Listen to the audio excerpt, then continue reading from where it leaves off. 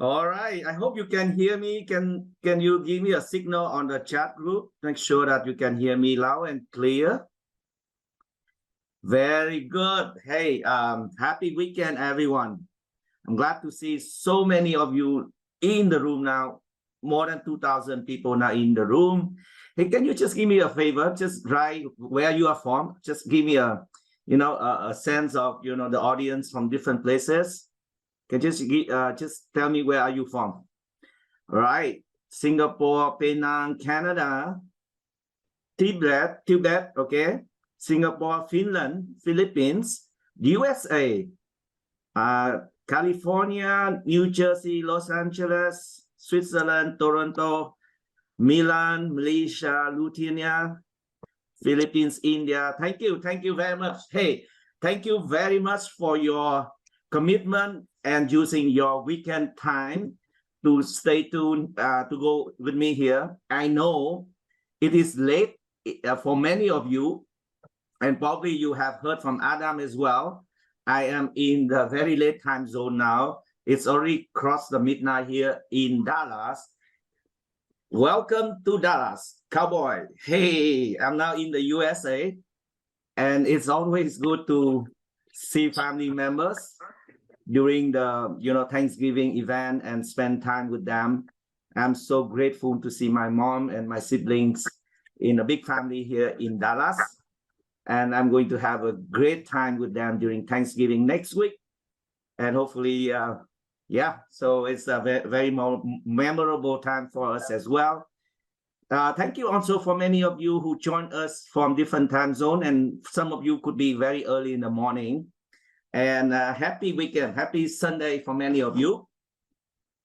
And thanks again for your overwhelming support, your commitment, using your time in the weekend to learn from option standpoint.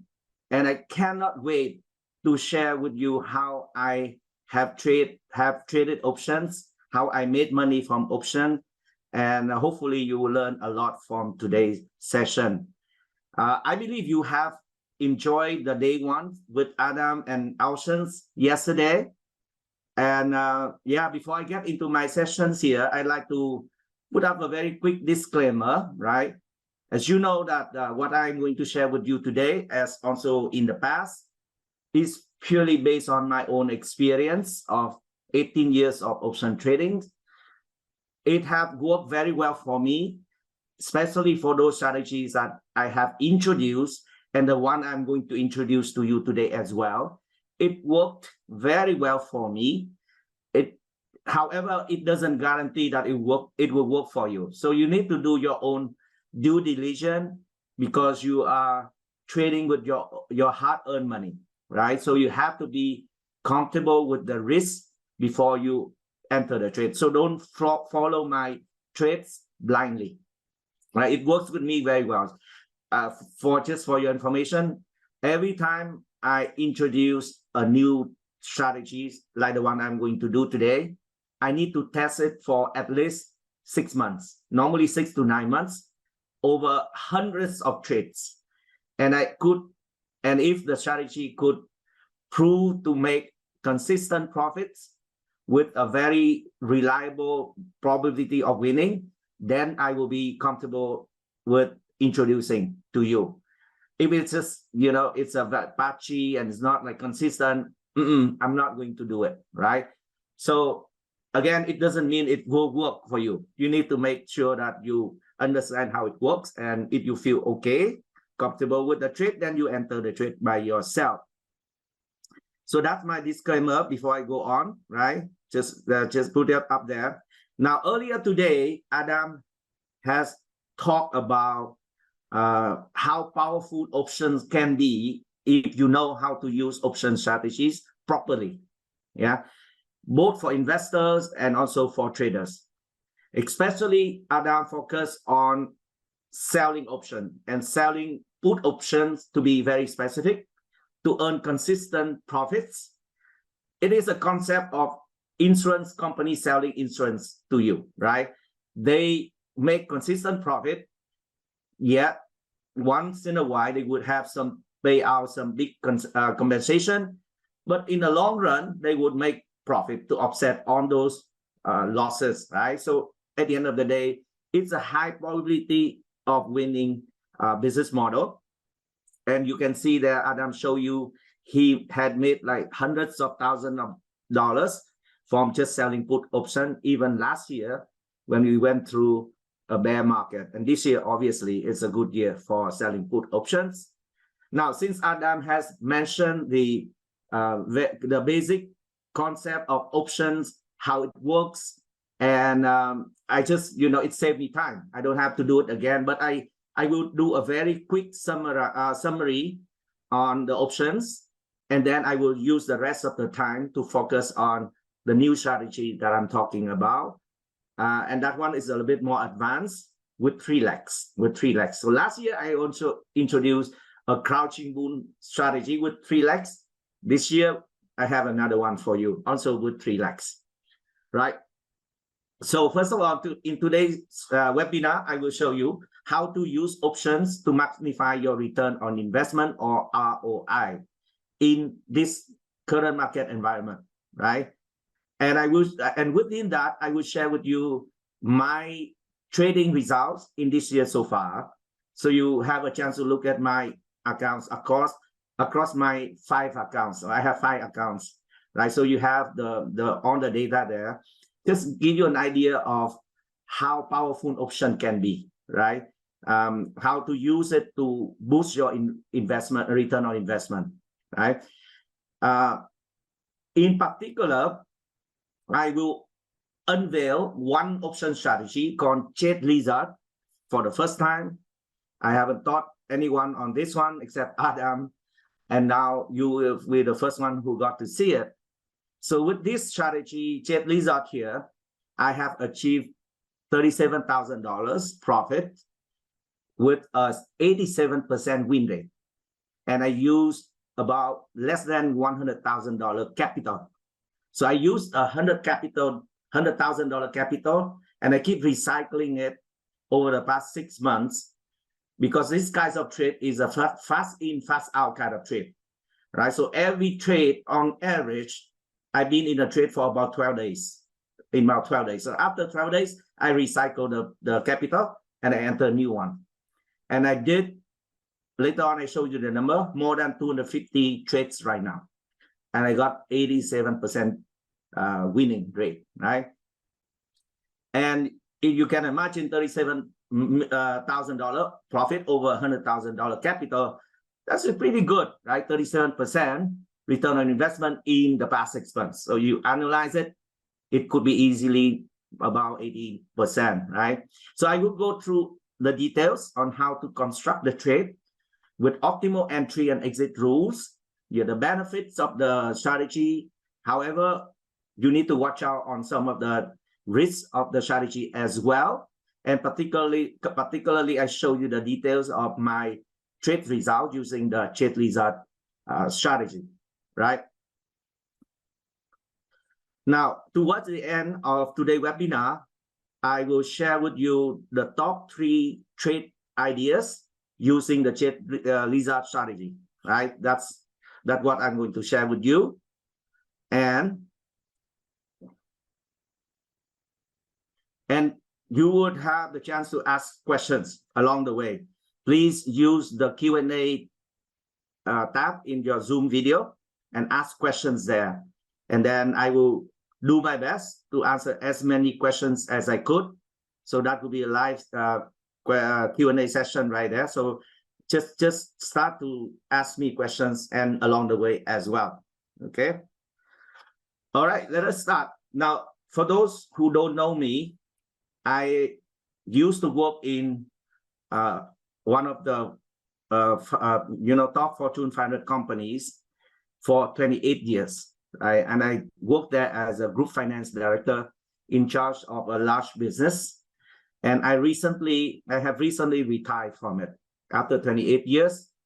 And I told the audience during the panel discussion 2 weeks ago, probably you have seen it. I love both jobs, right? The day job where I work in this company, quite busy. And I love the other job, which is option trading and training with our community members. So when I was younger, it's easier for me to juggle between the two jobs, so daytime and nighttime. So I slept very little every day, but I could do it. I could manage it. But now I'm getting a little bit older. I'm 54, by the way. It's a little bit harder for me to do both. And, you know, in the corporate world, right, things getting heavier every year. So I thought that, hey, maybe I just focus my energy and effort on only one thing that I have a lot of passion for, which is option trading and training. And the Piranha Profit community now keeps expanding. We have so many members in different chat groups, and people ask questions. Many of them are new, and I could totally understand why they ask those questions, because I've been through it, right? I've been there before. So many years ago when I started learning option, I could not have a mentor or the coach who really helped me cut short my learning curve and also reduce my costly mistakes. But I paid my lesson with very costly mistake along the way, and I hopefully now I dedicate my time to help this community to grow.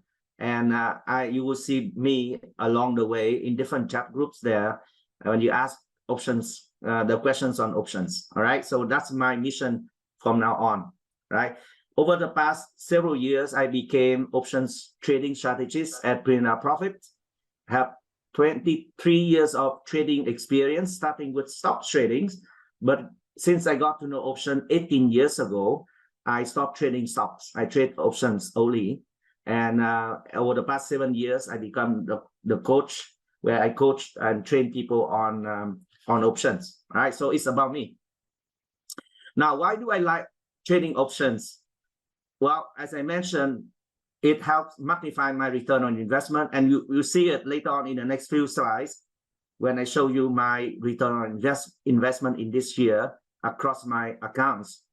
So number two, I also talk about the power of options, and I believe Adam had talked about it as well early today.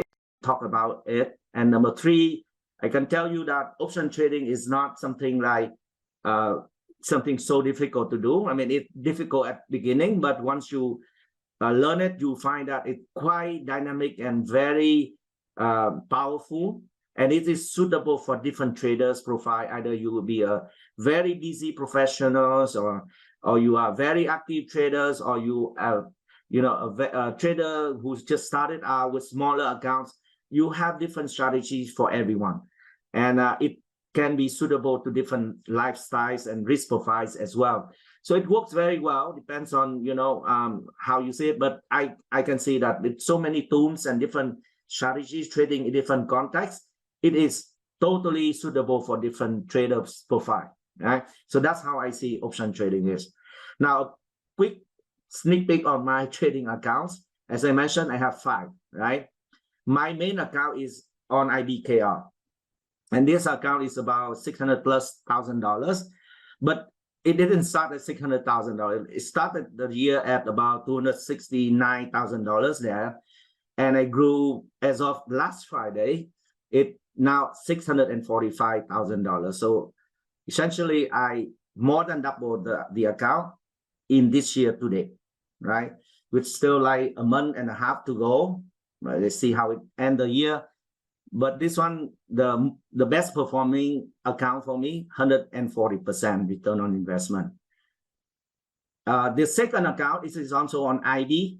This one is relatively newer, so I have some additional money, so I kind of injected it in this account later part of the year. This managed to achieve about 22% year to date, because I use part of it to buy US T-bill. Remember, I talked about US T-bill, where it gives me like 5+%. So I use part of the cash to buy US T-bills, and you know, T-bill gives you about 5%. So not like a significant return as you could achieve with options. So on average, it's okay. I think it's about in line with the market. I think a little bit more, maybe better than S&P 500 year to date. But it's okay. So this one is fine.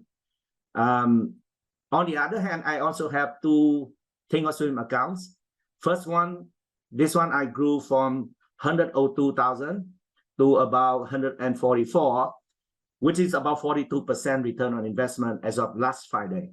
And you can see here, the white one is the one I started at the year end 2022, and the dark background one is the one that I just ended on last Friday. So from 102 to 144, that is $42,000 profit or 42% return on investment on this particular account. So this account, I think I dedicate this one for one strategy, which is crouching bull, the one I introduced to you last year, black market webinar, and I follow up with the mid-year six waves event when I also reintroduced that one. I updated you with the latest results and also whatever latest thinking about the strategy.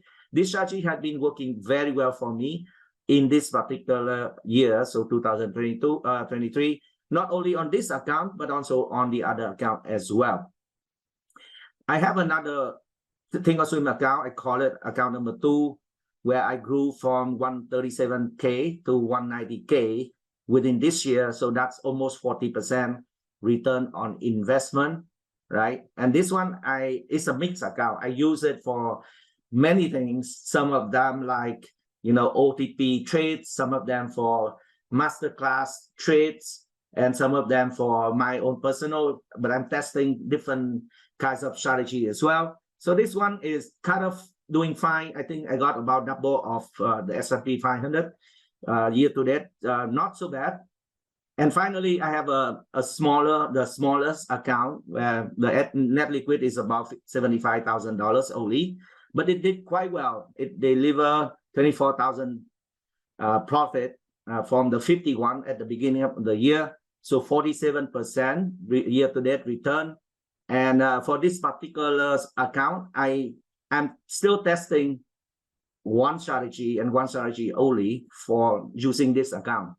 So again, you know that I have some tests in the pipeline, which I could introduce to you in the future.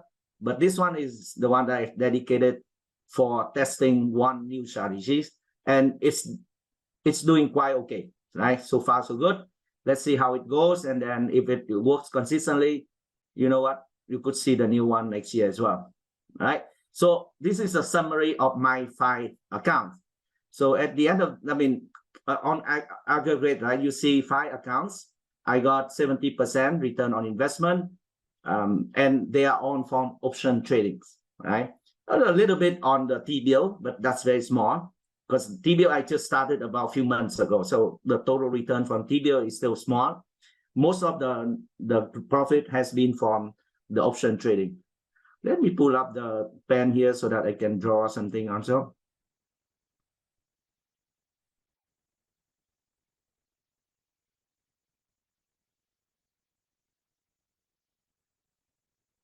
All right, so let's just continue. So far, so good. Okay, touch good. We still have 1.5 months to go, and hopefully Santa Claus rally will bring some more money, right? Let's see. All right, let me get back into the power of the options, and I'm sure Adam have touched on it as well.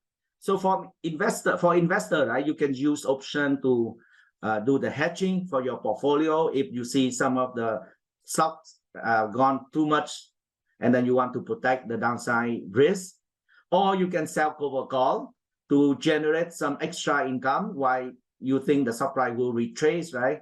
For example, I believe I remember Adam did it on NVIDIA and he did it on McDonald's. So he sold cover call when the price went up parabolically, right? For McDonald's, and he sold the cover call and he exited at the target price, which is quite significant. And after that, he got out of the position after the shares is sold. The shares are sold, and then he bought it back when McDonald's retraced. And I think it's a good way to get extra income from your investment portfolio, right? For those who are investors. Or Adam talked about selling cash secure put earlier today, where you sell a put option below the current stock price on fundamentally good stocks so that you could either get the premium for free, right? 2% a month, so 24% a year, which is pretty good from the premium alone. And once in a while, you could get a sign, right? You could get a sign on the shares. You could own the shares, right? Because you get the stock at the discount anyway. And the stock that you own is the good one, the one with the solid fundamentals. It's not a lousy stock. So it's a win-win situation. Either you get the free premium or you get the good shares at a discount, right? Sometimes, I mean, you heard Adam say he delayed taking shares by closing the cash secure put and selling a new one, rolling it down and out to the further future. That's the way for him to delay taking the shares. That's a good way of trading cash secure put. I did it many times as well, right? So that's a very good way to get extra income for those who are more like investors kind of thing. But if you are a more traders, like active traders, there are different ways for you to bring it to the next level. You can generate profits in any market conditions, right? Market goes up, market goes down, market goes sideways, doesn't matter. There are different strategies for you to use to make money in any market condition. It's like Swiss Army knives with so many tools and, the knives and the scissors and stuff like that. You can use in different conditions, right? You can also trade or invest stocks using options. Adam, his preference is to buy the shares and hold for the long term, right? For me, I use options to invest, right? I have different strategies to invest. Instead of using cash, I just use options because I use less cash to have the same exposure as if I'm holding shares. But the beauty of using less cash in this market environment, in this high interest rate environment, is you can get extra income from the cash that is sitting in your account, right? That's why you see across my accounts, the bigger ones are on Interactive Brokers, because Interactive Brokers are paying me 4.8% on the cash balance that is sitting on my account. I mean, Thingas will pay me almost nothing. I mean, it's not about like advertising for IBKR, but I have to give them the credit of paying a higher interest rate for the cash balance on the account. Because the way I trade options, I use very little cash. In fact, I only has a big chunk of cash sitting on my account, earning a significant interest. Okay, I will show you one of my IB account later on, the cash that I'm having and the interest rate that I'm getting, right? You have an idea of the power of higher interest rate, right? People are afraid of, interest rate going higher, when the Fed will cut rate. For me, I just wish the Fed will never cut rate for my selfish purpose, because I want the rate to stay high so that I can earn more interest from either T-bills is one, but that one is the secondary one. The main one is the cash that is sitting on my account. I cannot withdraw the cash because the cash is used as a collateral for my option positions, right? The way I trade options, I usually be the seller of option, and seller collect premium. So the strategy that I'm going to reveal today is one of them. When I collect cash in advance, I collect premium in advance, and that cash that I collect would generate additional income. That's one. At the same time, the option position that I'm in that trade also generate another income.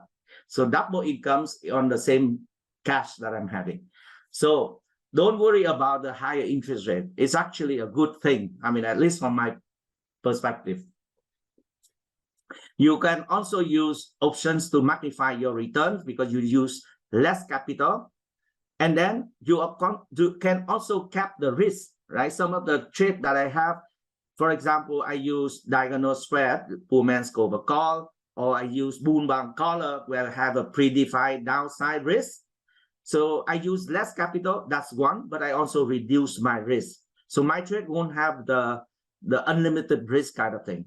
You buy and hold shares, even if you buy and hold shares on fundamentally good stocks, once in a while, you will see that the market will correct, right, or sell off, then you could experience a significant drawdown on your investment portfolio.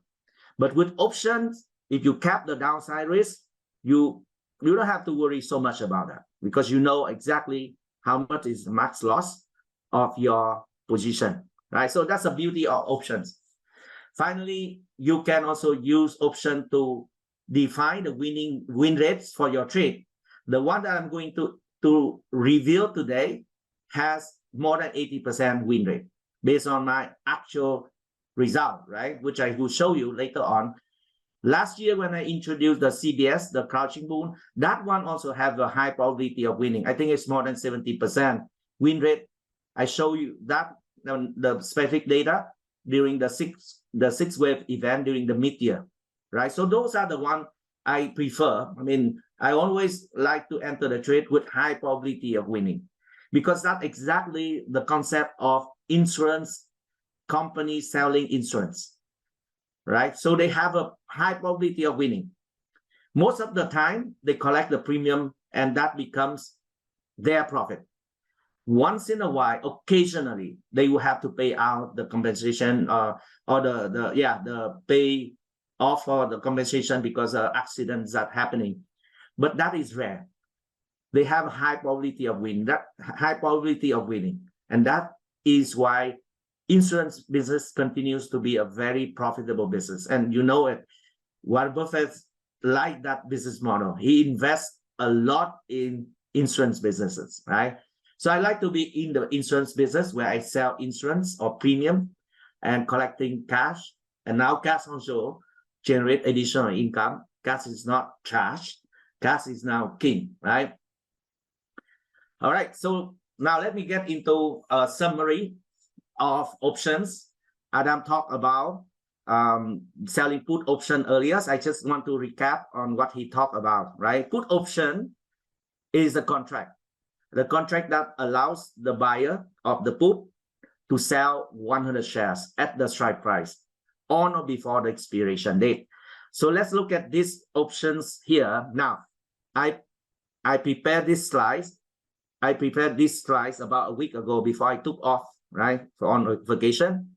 So the data was a little bit off. I know that CRM price has moved over the past few days. But when I put these slides, put together these slides, CRM price, the stock price was at about 214. Keep in mind, stock price was at 214 at that time on the day when I prepared this one, right? So the data that I'm quoting here based on the data on about a week ago. So when CRM price was at 214 and I am interested in the put option, right? Put option for CRM.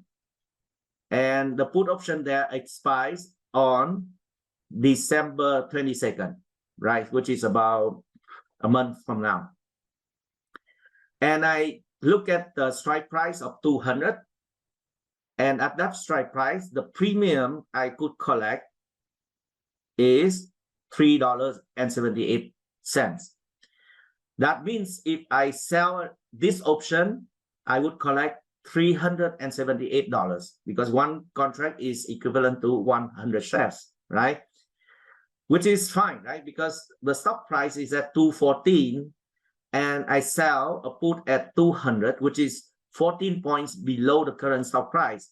So I have a good margin for errors there in case the stock price drops. But if it drops less than 14 points, guess what? I would continue to keep this $378 premium as my profit at the end of the December 22nd. So that is the concept of selling insurance, right?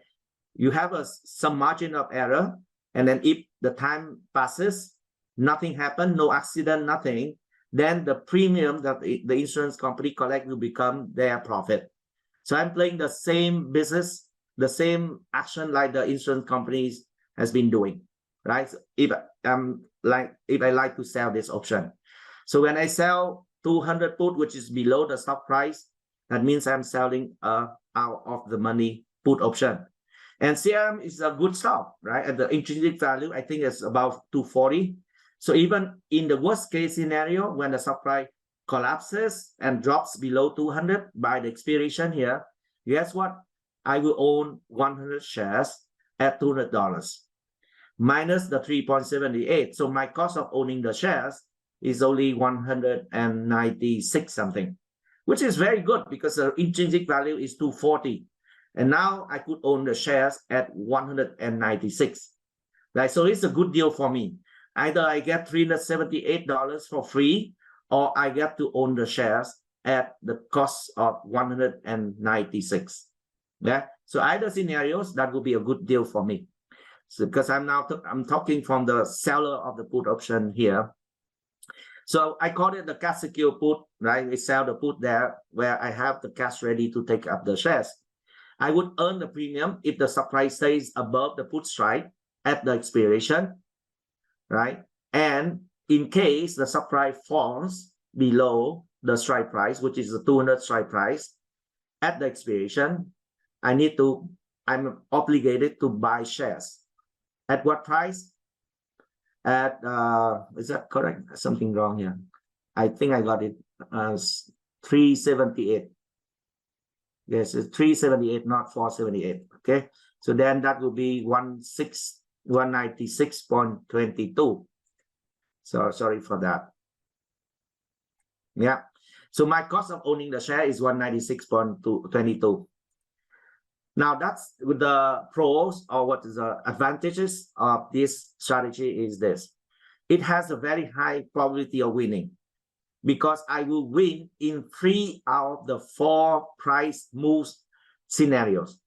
If the price goes up, it's okay, right? Then I will collect the 378 for free. I will not be able to buy shares at a discount if the share price goes higher. Right? It's the same like when you sell insurance and there's no accident, there's nothing, business as usual, then you continue to collect the premium for free, right? And if the price goes sideways, I also get the same premium. If the price drops but not below 200, guess what? I continue to collect the same amount of money, to 378. The only one scenario where I have to buy shares is when it drops below $200 strike price by the expiration, right? So I have very good probability of winning 3 out of the 4 scenarios of price movement. I would be winning. In this case, time decay works in the trade favor, right? So if I'm the seller here, it will work in my favor. Meaning if the time is passing and there's nothing wrong with the share price, every day a portion of the $378 will become my profit. Over the next 1 month, it will become my full profit, right? The 378, right? The last one, what if the share price drops below 200? Well, in that case, I will own the shares and I will own it at a large discount versus the stock intrinsic value. So either way, I would be happy. Now, the disadvantage would be, of course, my profit will be limited, right? It is capped at the amount that I collect, which is 378. I would not be able to profit more than that. And there's a unlikely event, but it could happen when the whole thing collapses, right? I could have a significant drawdown when the stock price, let's say, cut by half, right? Now, I think it's a very unlikely scenario, but if even it happens, then guess what? I own the share at a discount anyway. So I would be happy with that. Yeah. So this is a P&L chart of the cash secure put here. The profit will be capped. The profit will be capped at the premium that I collect here when the stock price goes higher, or when the stock price stays stagnant, or if it drops, but not lower than $200, and below the $200 or below the break-even point, which is 196 here, then that is where I would start losing money. Yeah. So that's a P&L chart of the cash secure put. All right. So that's the first leg. This one I don't have talked about, so I just summarize it. Now let's look at the call option. The reason why I say you need to take a look at the call option, because the option, the Jade Lizard option strategy has 3 legs. One leg is sell a put option, the one I just talked about. The other 2 legs involve call options. So you need to buy a call and you need to sell a call, right? So that is the one. Now, which one? So let's look at the call option first. For those who don't know what call option is, call option is also a contract between the buyer of the call and the seller of the call. And in that contract, it says the buyer of the call, or the call buyer, has the right to buy 100 shares at the strike price on or before the expiration date. And the call seller has obligation to sell 100 shares at the strike price on or before the expiration date in case the stock price goes higher, beyond the strike price. So the same data here, I have this data based on CRM price about a week ago. So I look at this call option here, CRM, and expiry date same, December 22nd. And I look at the higher strike price, the 220 strike price.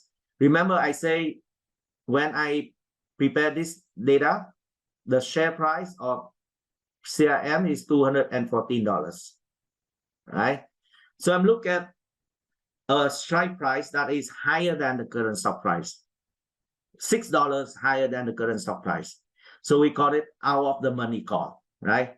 Out of the money call because it has not reached the strike price yet. The current stock price is still below the strike price. So the strike price here is called out of the money strike price. So I'm looking at that 220 strike price call option. And at that point in time, the broker shows me that, okay, this call option, you need to pay $6.73 or $673 for one contract if you are the buyer. If you are the seller, you would collect $673 if you sell this contract, right? Right. So I look at it, I say, very good. I want to sell this one. I don't want to buy because it's expensive. So if I sell this call option, what happened? Well, first of all, I will sell out of the money call, which give me some margin for errors. So in case the stock price goes higher, but not beyond 220, this premium that I collect here will become my profit at the expiration. So I collect $673 premium, like selling insurance, right? And I hope the price won't exceed the 220 by December 22nd, right?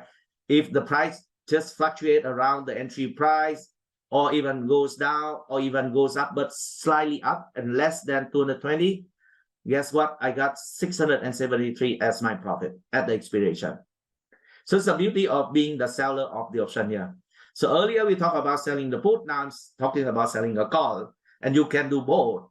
You can selling a put option and you can sell a put option and you can sell a call option at the same time and collect premium both sides.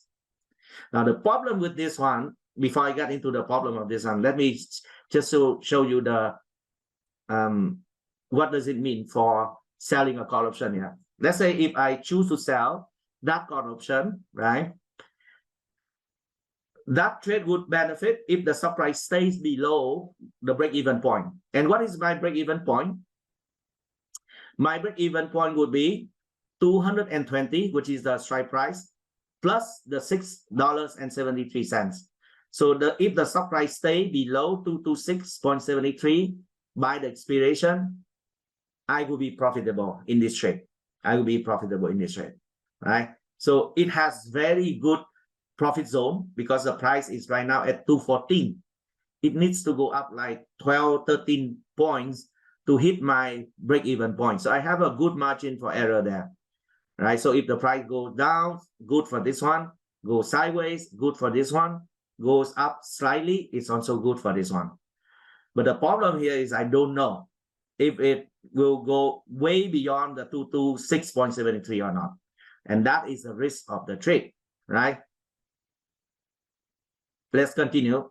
Now, in case the stock price goes beyond 220 by the expiration, as a seller of that call, I will be obligated to sell shares at the strike price.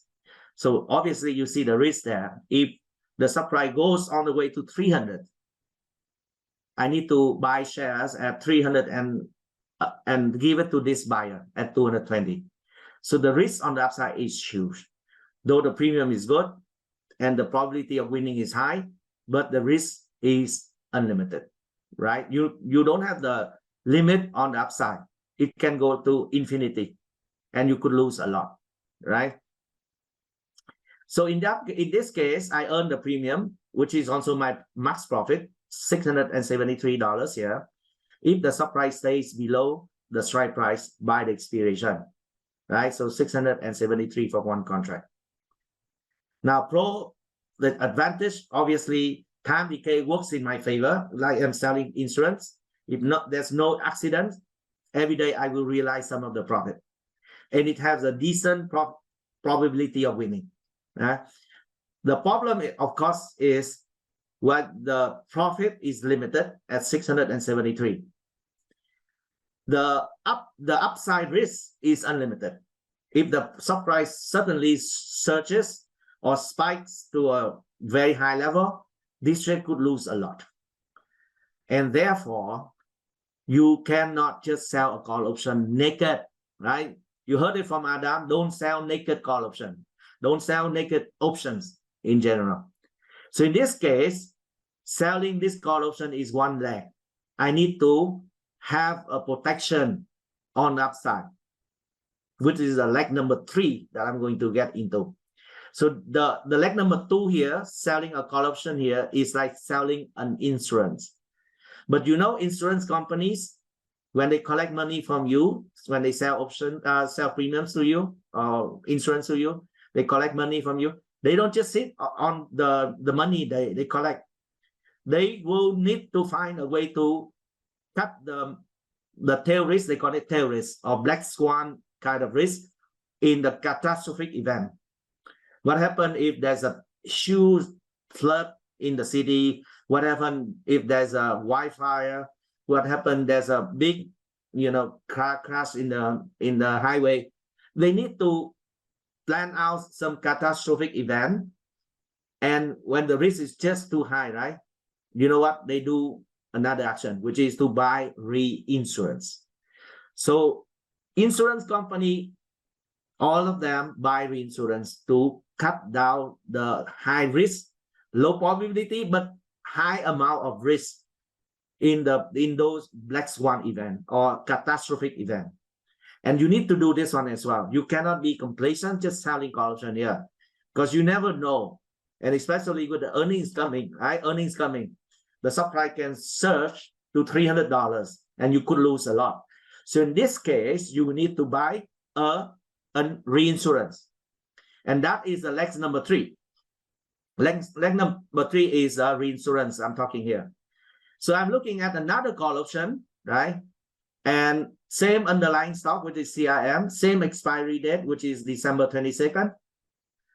But I look at a higher strike price. That is where I need to buy, right? I need to buy to protect. When I buy the high strike, I cap the upside risk. Now, the good thing about the higher strike price is the premium is lower.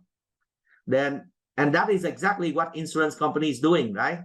They collect a premium from you, from the insurance, and they use a portion of that premium and they buy a reinsurance at a cheaper price, right? So that exactly the same concept.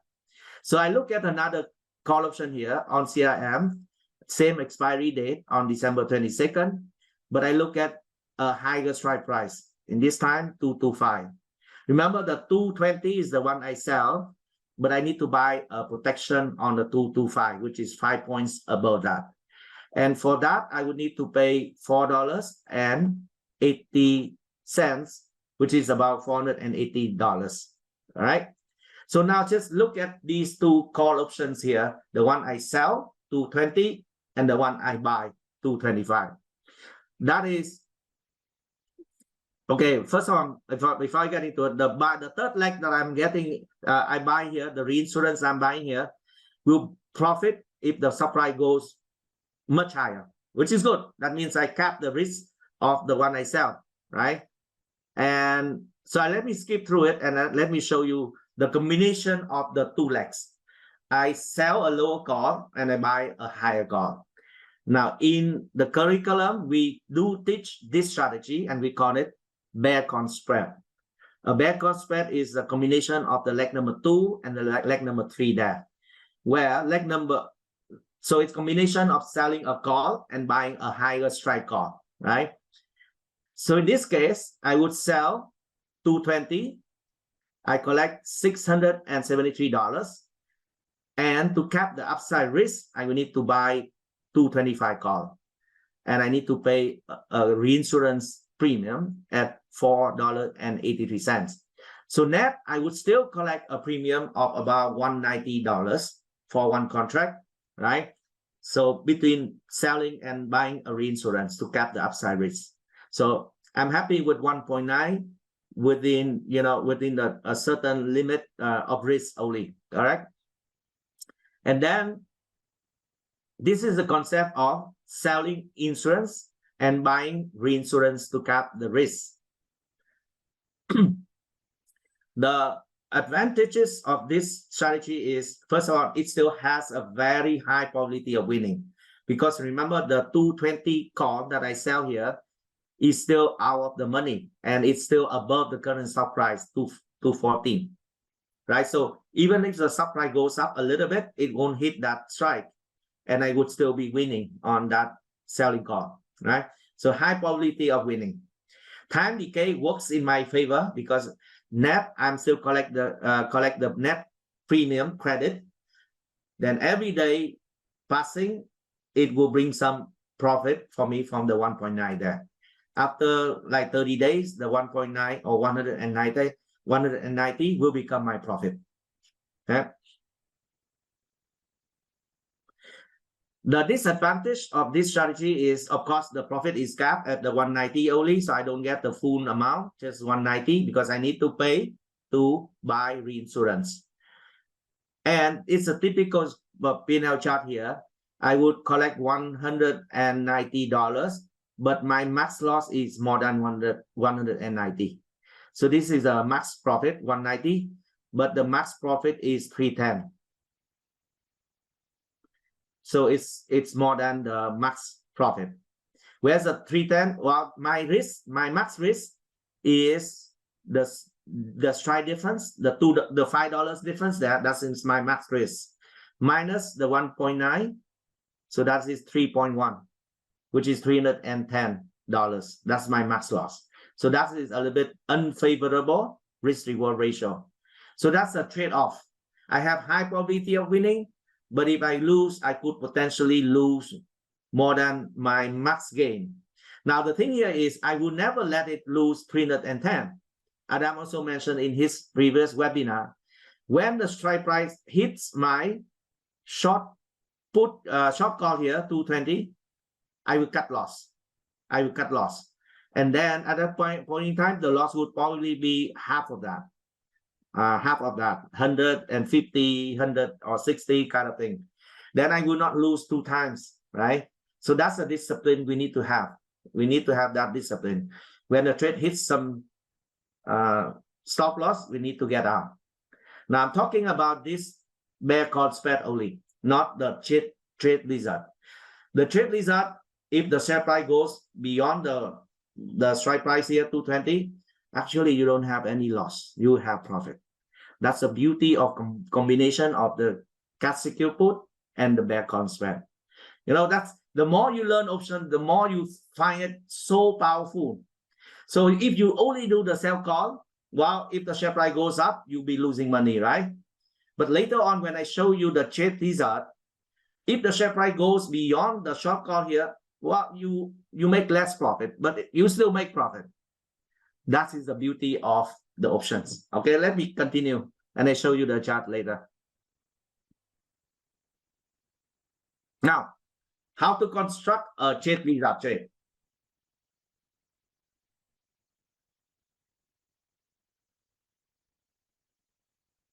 So the strategy name is trade wizard, and to be transparent, right? It's not something I invented, right? The strategy is not like my own invented kind of strategies. Like Kachi Moon is the one I invented. Snipex is the one I invented.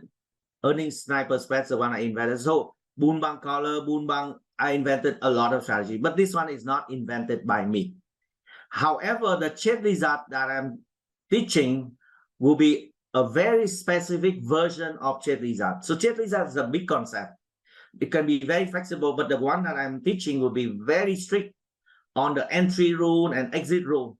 So in a sense, my own version of trade wizard, right? Now, who created trade wizard? Okay, first time people heard about trade wizard strategy, that was when two ladies, Jenny Andrews and Liz Durkin, they both mentioned it on Tasty Trade. And then the concept came from there, I think many years ago. But they talk about the concept, the broad concept, without any specificity on entry rule, exit rule, delta of this, delta of that. But the one I'm teaching will be very specific. And that is my own version, right? So basically, trade wizard is a neutral to slightly bullish strategy, right? Neutral to bullish strategy that involves three legs, and all three legs have the same DTE, date to expiration, right? The December 22nd or something like that, right? So leg number one, sell an out of the money put, which is the put option that is below the current sub price. So like CRM, current sub price is 214, so I would sell 200. So well below the current sub price. So it's a cash secure put. Number two, leg 2 and leg 3 combined, it's a bear con spread, right? Sell a call and buy a higher call to cap the upside risk, and that is a bear con spread. So three-legged trade, right? And if you construct it in the platform, you will see the shape of the P&L here, right? The shape of P&L here. And you see two lines. The blue one is a P&L at the expiration. And the pink curve is a P&L right now if I enter the trade today, right? So for those who are not familiar with this P&L chart, the zero line shows you the profit or loss. Above zero line is a profit, right? Below that will be loss. In this axis, that's a stop price, right? Stop price on the x-axis, right? So now, if you construct the trade wizard trade that I'm going to talk in detail later, correctly, if you do it correctly, it looks like this. The trade would have no risk on the upside. And you see here, if the supply goes much higher than the short call, or even beyond the long call, guess what? You have no risk on the upside. You will still make some small profit here, right? There's no risk on the upside, unlike bear con spread, where you do have a significant upside risk. This one, you have no risk on the upside. And you have a huge profit zone. By right, you should have something like between like 70 to 80%. And most of the time, it's close to 80% probability of winning. And there's only about 20+ percent chance that you'll be losing in this trade. Yeah, high probability of winning, and the profit is quite decent. Profit is quite decent. We get into it later. And huge profit zone, no risk on the upside. And if you translate this profit into return on investment, it's a very good one, right? Just bear with me. I will show you on the details later. All right, just show you the broad picture first. The shape of the P&L, it looks like the lizard, right? With the hum, no risk on the upside, risk on the downside only at the expiration. But after you enter the trade and the price suddenly drop, then you would incur some loss. But this loss will turn profit if the time passes and the price stop declining, then you would be turning the trade into a profit, right? So let's get into the detail here. Now, the trade would have more than 70% probability of winning if you construct it correctly. Should have more than 70% chance of winning, but it has no downside protection though. Every time you enter a trade with a cash secure put, that means you need to have cash ready to take the shares in the worst case scenario. Therefore, you should do it on fundamentally good stocks where you don't mind owning the shares at the cash secure put strike. Like CRM, the intrinsic value is 240. I sell cash secure put at 200. So that means I don't mind owning the share at $200, which is a significant discount versus intrinsic value. And then I collect some premium that reduces my cost even further. All right, so before you get into the trade, I want you to take notes, right? Take note on the checklist. I take a lot of notes and ask me questions along the way.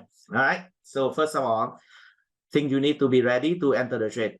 First of all, ideally, you should use Trade Lizard on fundamentally good stocks only, and fundamentally good stocks that are undervalued, right? You don't want to do it on speculative stocks, because speculative stock tends to drop a lot or move a lot, right? Gap up, gap down. Now, gap up in this case, you don't have risk, you make less money, but gaps down will be a problem, right? You don't want to do it on lousy stocks that have a good chance of being, gapping down. You want to do it on fundamentally good stocks, because in case it goes down, you own good stock anyway, and it's undervalued, right? So avoid highly speculative stock, though they have very good premium, but avoid them, right? I done few hundred trades already. Those are losing. Most of them are on speculative stocks. Again, so you asked me why I do it. I did it on speculative stocks because it's still a test to me, right? So I told you past 6 months rather, I did 250 plus trades. So when I started out, I did not know whether this one can be used on speculative stocks or not, or it can only be used on good stock. And upon reviewing the losing trade, I realized that most of them has something to do with speculative stock. So that's why if you avoid speculative stock, it will improve the probability of winning even better, right? Number two, from the technical standpoint, I mean, fundamental is one, but technical is also important.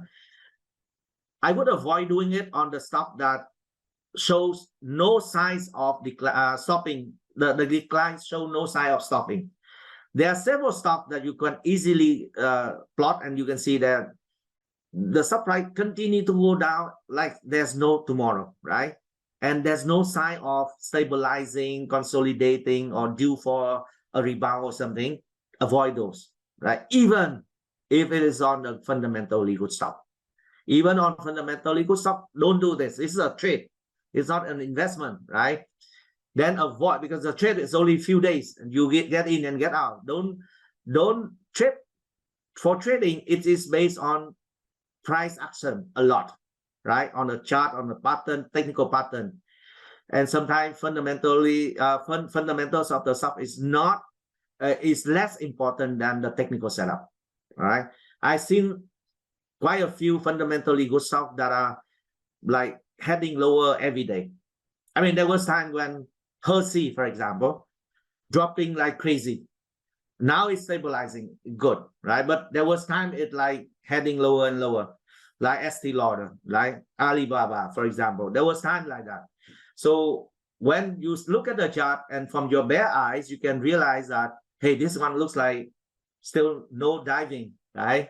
Then don't touch it. Don't touch it, right? Only when the stock price start building the base, consolidating, and ready for a rebound, that's good, right? Because the Trade Lizard, remember the profile of the trade, it has no protection on the downside.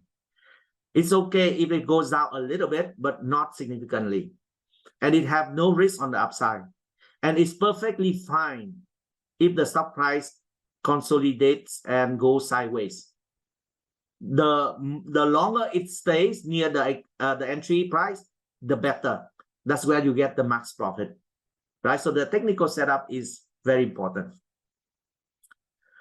Now, the ideal DTE, date to expiration, based on my hundreds of trades, the ideal DTE is between 4 to 6 weeks. Between 4 to 6 weeks. Again, the general jet lizard doesn't have a concept of what is the DTE and stuff like that. You need to figure out your own. But I have done hundreds of trades and I filter on the criteria to come up with the best optimal entry rooms for you here. And I found that 4 to 6 weeks are the most optimal entry time, right, for the trade. Again, three-legged trade. Now I'm getting a little bit more detail on what put, what call, right, that you buy or sell. For the short put that you sell at 25 delta. Don't sell higher delta. When you sell higher delta, you get more premium, but will be riskier. The lower delta you sell, the safer it is, right? You want to sell lower delta, which is much lower than the current stock price. You still collect a good premium, but if you are a little bit greedy, you raise the delta to like 30, 35, that will have a significant less probability of winning. Yeah. So don't go for that. Just keep at 25. Sometimes 25, 26 is fine, but don't go like 30 or 35. Okay. Lower is better. So if you can sell like 22, 21, 20, it's even better, especially if you use this one for earning. When it uses one for earning, meaning the DT crosses the earning period, this one you can still use, but play safer. Sell 20 delta, say, or sell like 19 delta, or sell like 18 delta. You know, because with the earnings, even if you sell like 20 delta, the premium is still very good. So that's the beauty of doing this one during the earning period. Your profit zone will be even wider. Yeah. So that's a short put, 25 delta or lower. How about the short call? Short call, 45 or lower. 45 lower, because you don't want to sell too close to the current stock price. You know, if you sell 50 delta, that will be at the current stock price. You don't want it. You want the profit zone to be a little bit wider to the upside. So if you can sell a higher, the lower delta, which is a higher strike price, that would be better.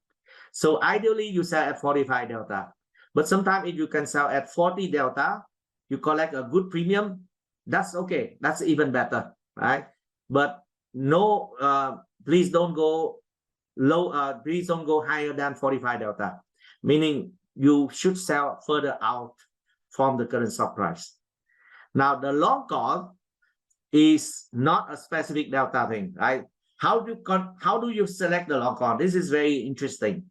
The long call will depend on the spread. So here you need to simulate manually. You need to try and error, right? You see, like you buy a long call $2 above, or $3 above, or $4 above, $5 above the short call. You will select the one that has this criteria. The credit that you collect from on 3 legs combined here,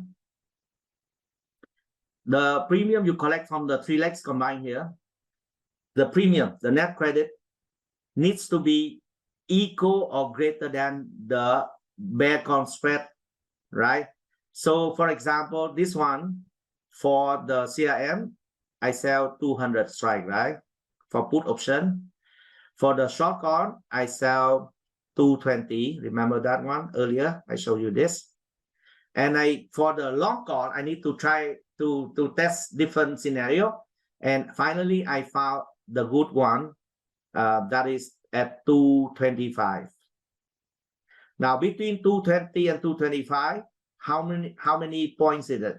5 points, right? So therefore, the whole trade here with 3 legs, you need to collect at least $5. If you can collect $5 or more, then when you show the P&L chart, it has no risk on the upside. Yeah. If you could collect $5 or more, in this case, you have no risk on the upside. So So in summary, right, the bear cons width within the long con and the short con here, the spread between the two has to be, I mean, the credit you collect should be higher than the spread, yeah, so that you have no risk on the upside. Right, I will show you the detail with the data from the option table later. Right, you will see it clearer.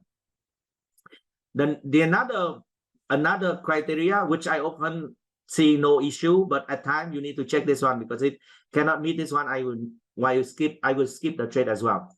The max return on investment, which is the max profit divided by the max capital, right? And the capital for me is based on the buying power that the broker blocks me on the trade, or the margin on IBKR, they call it margin. They block margin for me, and that's for me is the capital. If I can get the max profit, which is the premium I collect there, divided by the margin, and that gives me more than 10%, the trade is good to go. If you get only 8%, 9%, skip it. All right.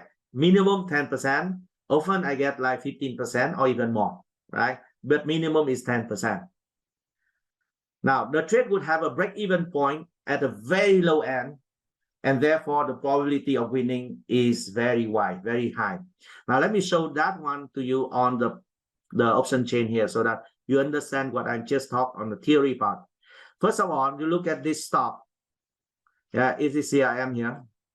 There's CRM in the corner here. So it's a CRM stop.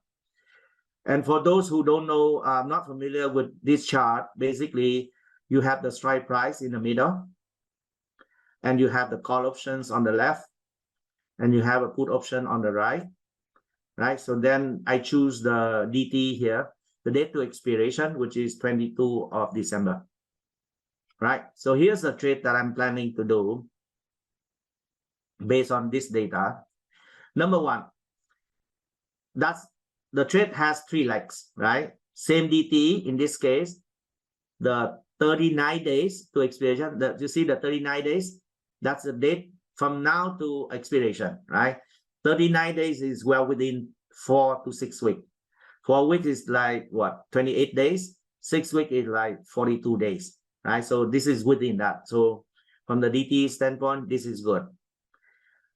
Share price, as I mentioned, when I put up this PowerPoint together, the share price is near $214, so 213.63. That was the share price, the stock price. Now, leg number one, I would sell a lower put at 200 strike price. You see the 200 strike price here, which is below the share price, 214, right? And that is out of the money put. And you look at the column called mark mean the market price. If I sell that put, I would collect $2.78 or $2.77, which is 377, which is $377 per contract, right? So that's the first set of premium that I will collect. Number two, I will sell leg number two, which is the 220 call option. This time I sell call option here, and I would collect this marks here, right? I would collect $672 one contract, right? And if you look at this, because the share price is at 214, both 200 put and 220 call are out of the money. So the price is right in the middle of the two, right? That is the second leg.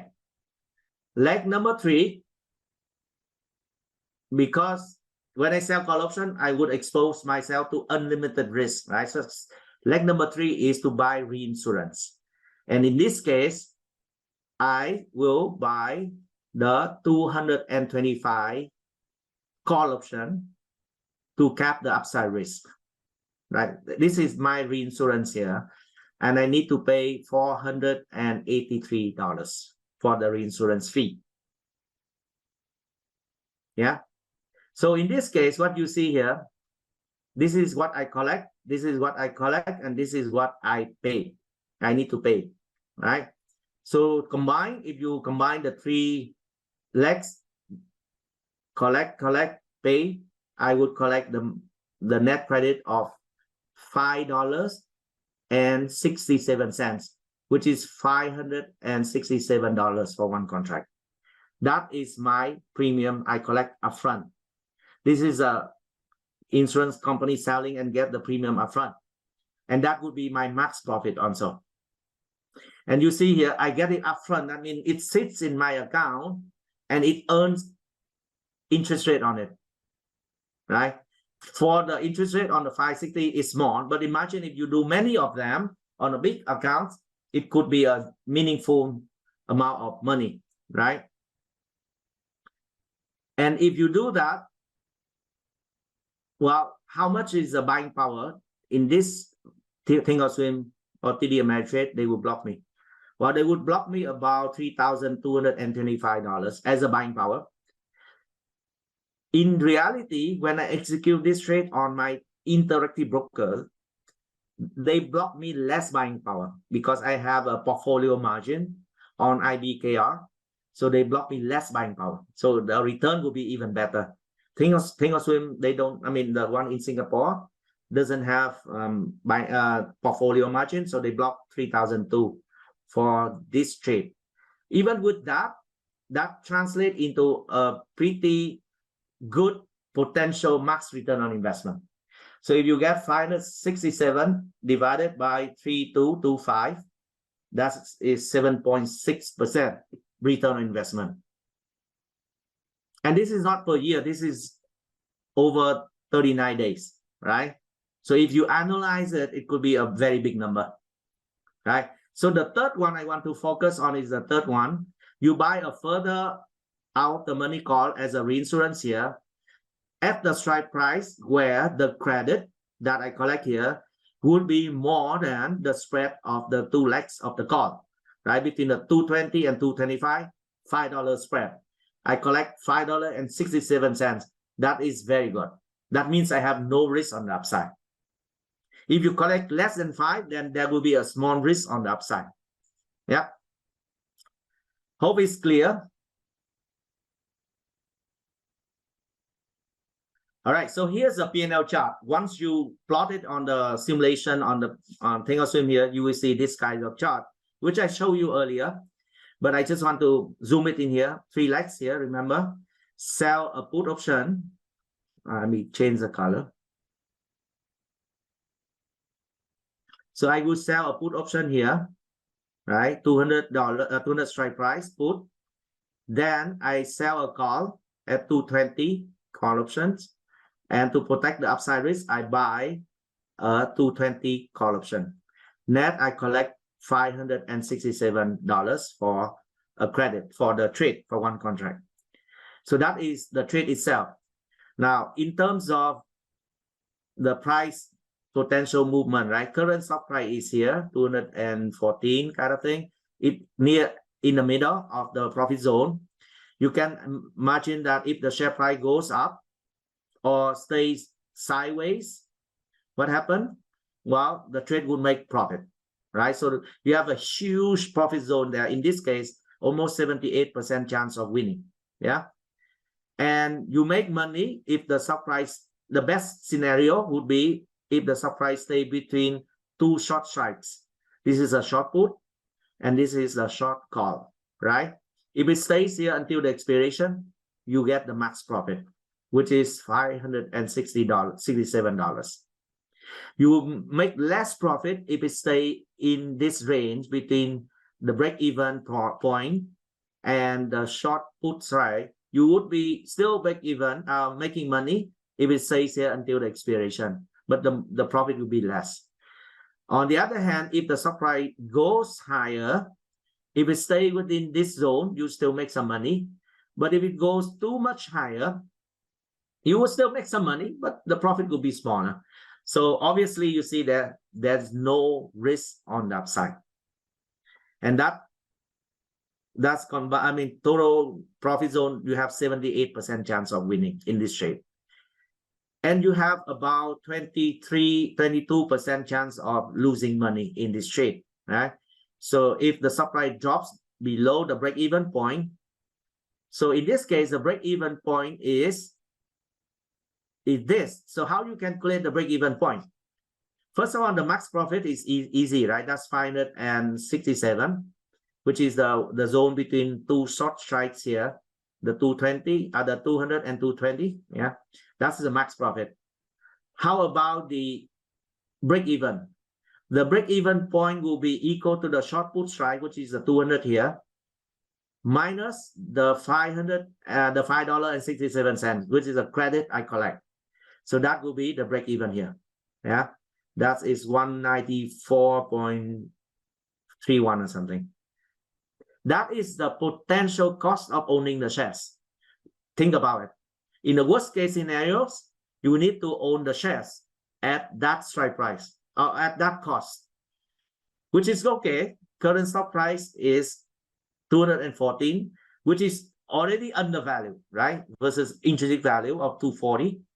And now, if you could own it at 194, which is even lower than the current stock price, not a bad deal at all. I think it's okay. Yeah, in this case. So you can imagine that it's a pretty good deal here. I have a very good chance to collect the profit, which is a premium here. But in the worst case scenario, I could potentially own the shares at the cheaper price. Now, later on, I will show you different price scenario and when to cut loss and when you take profit at the end, right? Now, this is the exit rules that I'm talking about. Now, in the best case scenario, if the price continue to stay within the entry range, it's about here between the two short strikes, the time decay will bring profit. You see the pink curve? That simulates the time passing. After about a week or so, or 10 days, or maybe 2 weeks, you would start seeing that you could make half of the max profit already. Or sometimes you make 2/3 of the max profit, right? So for the $567 max profit, you could get 280, or you could get like 320 something. Then it's very good. You don't have to wait for 36 days to get the remaining value. In that scenario, I would take profit early. If I could get half of the max profit or 2/3 of the max profit, especially when profit comes very early after a few days or a week, just take the money and run. Use the capital for a new trade, because that's the better way for you to utilize your capital. Don't hold the trade until the expiration, because the remaining time is long and the remaining value is lower. There's no point to do it. You already got the most profit of the trade. Take the money, run. Release the buying power, release the margin, enter the new trade. Yeah, so this is the best scenario. I normally take profit between these two. 1/3, half to 2/3. That's 50% to 70% kind of thing. That's where I would take profit. Now, scenario number 2. What if the price falls sharply? Well, this is a bit tricky. Well, technically, you can own the share at a low price, but in this case, I treat this as a trade. In this case, I do cut loss. I don't hold on to the trade, because this strategy, the best way is to get in fast and get out fast. Because if you hold on to it and wait for the stock price to recover, it becomes investment and it could take a long time. I find out that if you cut loss early, the loss is small and you can release the buying power for the new trade, because the strategy itself has a very high probability of winning already. So occasionally, when you get something hit the fan, get what? Just accept that, okay, this one is a bad one, and you cut loss and move on.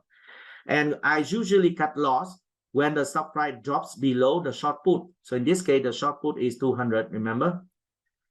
And it drops below 200, then I cut loss. Sometimes I wait a little bit longer, like I wait for the day to close. So sometimes I cut loss between the break even and the short put, but most of the time I cut loss near here, right after it closed below the short put strike. Because if I cut loss at that point, the loss would be very minimum. So because of this trade, the max profit is what? $567, right? $567. If I cut loss right now, right after I enter the trade and the price drops already, I would cut losses about 250, right? Yeah, 250, 280. So half of the max loss. So it's not bad.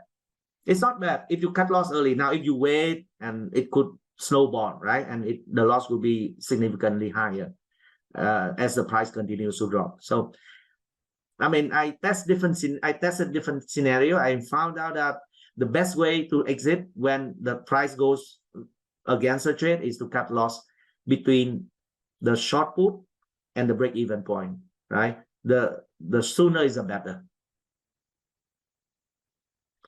Last scenario, if the price suddenly moves higher, especially after earnings, it jump on the way up, guess what?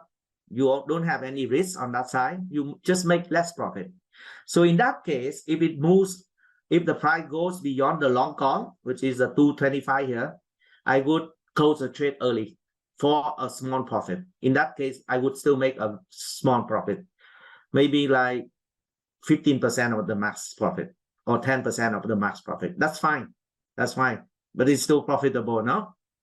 Because if I don't, the longer it stays here in the pink curve, you see, the lower profit will become, right? You see, if the pink curve here stay here, and then the time is running out, it will go down and it merge with the blue line. The blue line is lower than the pink line. So then that means I would make less profit. I would rather make more profit, right? So then I just close the trade early and happy with the small profit. And the good thing about doing it is you release a buying power, release a margin for a new trade. Yeah, there's no point to leave, because once the stock price has a very strong momentum and it goes up, it's very hard for it to go down, right? I mean, it's hard for it to suddenly, because it goes up because of the good news. And the good news will last for a few weeks, right? Hardly I see the company release good earnings, the stock price went up, and then the day after they won the next quarter guidance or something. It never happened, right? So the momentum will carry on. So chances are the stock price will continue to go higher. So in that case, better just close the trade and move on with the small profit. Now, key benefit of trade lease-up. If the stock price moves moderately or stays within the profit zone, that is the best scenario. The trade will do very well. Time decays work in the trade favor. So the more time decay, the more time passing, the more profit it will bring, right? Number two, if the stock price rallies beyond the short or the long call strike, the trade would still be profitable, though the profit will be smaller. Take it, run, right? Number three, the trade has, I mean, of course, in the third scenario, when it drops, cut loss when it drops below the short put strike. The trade has a very good probability of winning, right? I'm talking benefit here. And because it's a fast in, fast out kind of trade, I can recycle the capitals many rounds, and hence it will improve my annual return on investment. Yeah. And the last one, the one I mentioned earlier, the premium that I collect upfront, or the cash I collect upfront, could earn extra income, which is the interest as well. Now, I promised you earlier that I will show you the interest rate, interest income that I collect from one of my account. I don't know if it's still here. Here you go. Okay, here's one of my IDKR account, and then you look at the account here. You look at the month to date interest, which is this month. So this month is November, right? And we have only like 19 days in the month. And this account alone, I already got $3,700 or $3,600 for the interest. So imagine that this account, by the end of the month, I would collect about $5,000 because I have a lot of cash in this account. So that just shows you the importance of having a good cash balance there in your account. And the way I trade, I normally collect premium upfront, and hence sitting on a big cash, amount there, and then it earned interest for me. So imagine I got $5,000 per month interest rate alone, not talking about the profit from the trades. And I have another IB account with the same size. That's $10,000 a month. That's why I retire early, right? So just in case you don't know, just joke aside, there's many reasons. But this is the good way to earn money while the money is sitting in your account. And yeah, a lot of you complain about IBKR, but I find IBKR actually is a good thing that happens. I mean, not just IBKR, because Fed keep the rates high, and this happened to pay a high interest, where I love, right? All right, so the last thing, I do not suggest that the cash that I'm having there just come from the trade lizard. It comes from many different trades and different strategies. Hopefully in the future, I can show you some of them. I have some in my pipeline, in my toolbox as well. Yeah, but I'm mostly an option seller where I collect premium upfront, and that's cash there coming from those trades, which give me a good income. I mean, the interest income alone, even before the profit from the trade, which is a good thing that I like. Yeah. So go back to this lesson here. Now, having said that, is there a risk or watch outs that you need to pay attention to on the trade lizard? Of course, there's every time when you sell a put option without buying a reinsurance for the put, that is undefined risk. All right, undefined risk, meaning if the stock price collapses, you could lose a lot. Yeah, just put it out there, very transparent. Be aware of the risk. So therefore, don't do this on highly speculative trades, the highly speculative stocks. Only do it on good stock, right? If the price drops sharply, the trade could experience a significant loss. So in my 250 plus trades, as a few that I lost big, right? I lost big, but luckily, I mean, by design, the number of big loser is very small. I have only few of them. All right, so that's exactly the same concept of selling insurance. I mean, most of the time I collect premium for free. Once in a while, I hit the fan. I mean, something hit the fan, I have to pay a big lump sum to pay off. Exactly that's how it works, right? So just be aware. As long as you are okay with that concept, you don't have to worry about the temporarily lost. Sometimes it happens. Now, if the price falls below the put strike, trader could consider cutting loss early to avoid a larger risk potential. So it's important, that one, because you have no reinsurance on the downside. It's important to stay disciplined to cut loss on time. That will limit your potential bigger loss. Now, among the 250 trades, I did have some trade where I let the trade go and the price falls even lower. And from that experience, I came up with this conclusion that for those trades, if I have cut loss early, I would have avoid those big losses, right? Number 3 here, as usual, in any strategy, not just trade lizard, right? Don't overtrade it, right? Don't overtrade it. You need to diversify your portfolio, your trades with different strategies as well. Even Crouching Bull did very well for me this year. Don't overtrade it. You need to have a good combination of different strategies. And don't overtrade it. Don't trade more than you can afford. Especially at the entry, the broker may block less buying power for your trade. They don't block the max loss. The max loss is when the stock price goes to 0. So they don't block you the buying power for the max loss, but they block only not the small part of the capital, right? But that buying power would not be the same. It will change, especially when the stock price drops. If the stock price drops, they will block more. If the stock price rallies, they will block less because there's no risk on the upside. So it could work either way. In summary, trade lizard is a high probability strategy. I show you at least 70%. In reality, I show you later, it's more than that based on my trade result. My preferred version of trade result. Again, trade result is a big concept that's not invented by me, but I fine-tune it. I make it, I test it out, and I filter those criteria, and I make it very specific for you to follow this version of my trade result, because it has been proven very consistent result and high probability of winning, right? My version of trade result is you sell classic put at 25 delta or lower, and you sell a call option at 45 delta or lower, meaning higher strike, right?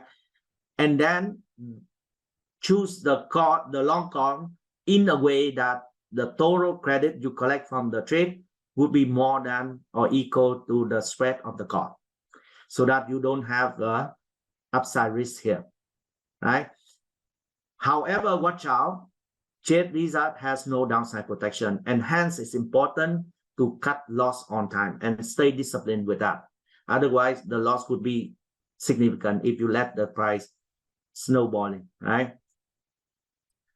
Okay, here's the result of my trade result trade here. This is more updated than what we show you on the videos, because this is up to last Friday close, right? So because I added a few, and then among new trades there, most of them are winning and a couple are losing, right? So here's the most updated data here. So as of now, after 6 months, so I started out by end of May, right? So 6 months now, I have done 258 trades. And by the way, I have closed most of them. I think I have only 2 or 3 left open. I have closed most of them already. Among the 258 trades that I have done so far, including the few open, the few that are still open, only 34 of them are losing trade, and 224 are winning trades. That translates into 87% win rate for me. 87% win rate. In terms of total profit and loss, the winning rate, the winning trade here, the 224 winning trade generated $68,000. The 34 losing trade incurred $31,000 loss. So net of the two, for the 258 trades, I earned $37,600 for that 258 trades. Now, this is something that you may scare you, but I tell you, don't have to worry about. The buying power or the capital or the margin that I use, the $1.4 million, first of all, don't be scared about this number. This is a cumulative number. This is a cumulative number of the 258 trades combined. Yeah, combined. But you know that I don't need to have that big account to do 258 trades, because on average, I get in and get out within 12 days. So get in and get out within 12 days on average. So that means I keep recycling the trade. The 1.4 here is a cumulative numbers. So for you to understand how much I need to do a similar trade, right? Let me do the math here. All right, so let me do the math for you. 1,421,801. That's a cumulative capital divided by 6 months. Right, I've done this for 6 months now. So on average, I use 236. But because in each trade, I am in the trade for only 12 days. So then for this one month here, I divided by 30 days, a month, right? I have 30 days and time 12. So on average, I just use $95,000. $95,000, call it $100,000. You should say $100,000 to do this 258 trades and get in and get out, keeps recycling the trades. In fact, right now, I have only 3 trades open, which use less than $10,000. And the reason for it, because I know that I'm preparing for the live trade hunt where I will enter a few live for you to see also. So I expect to have some more coming, right? So, but on average, I use about $100,000 only. That's why we say my crazy 100,000 tests or that I've been doing over the 6 years. Actually, I use less than that, right? So now in terms of return on investment, if I get $37,000 here divided by 1.4, I got about 2.7% return on investment per trade. Looks small, right? Looks small. But remember, per trade, and per trade means only 12 days. So imagine if I do this one, I convert into per month. What do I have? Sorry, I need to open up my... okay, let me do this one on my computer here, my calculator here.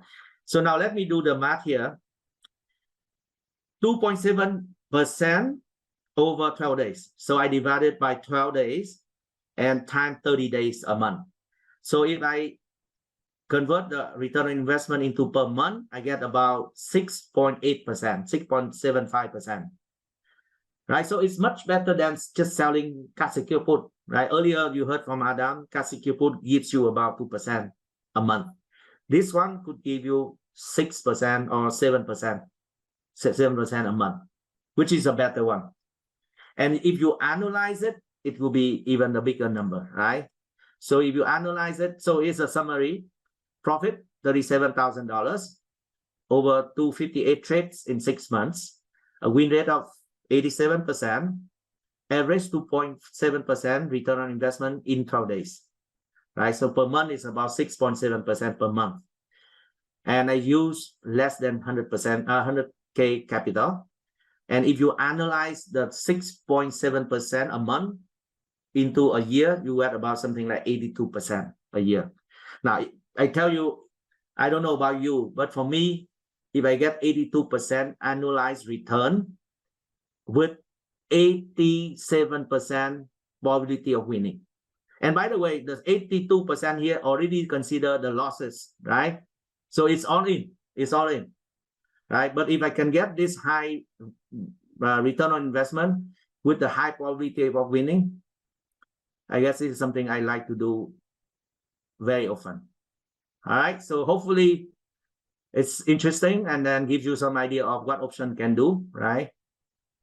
Just show you some of the testimonials on our students. So this is from Tony. I believe Tony is in the US. So Tony said, you have given me the tools to change my life. I have nickname for Bang. So he called me Bam Bam because he's a super option trader and coach.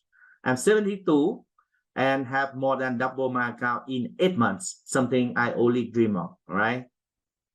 So Jason, Jason also from the US, he said, I made more than 10K in options trading today. I think during, yeah, so he said that this, I think during the bear market where his portfolio, long-term portfolio lost money, but he made more money from the options to offset. So very good, Jason.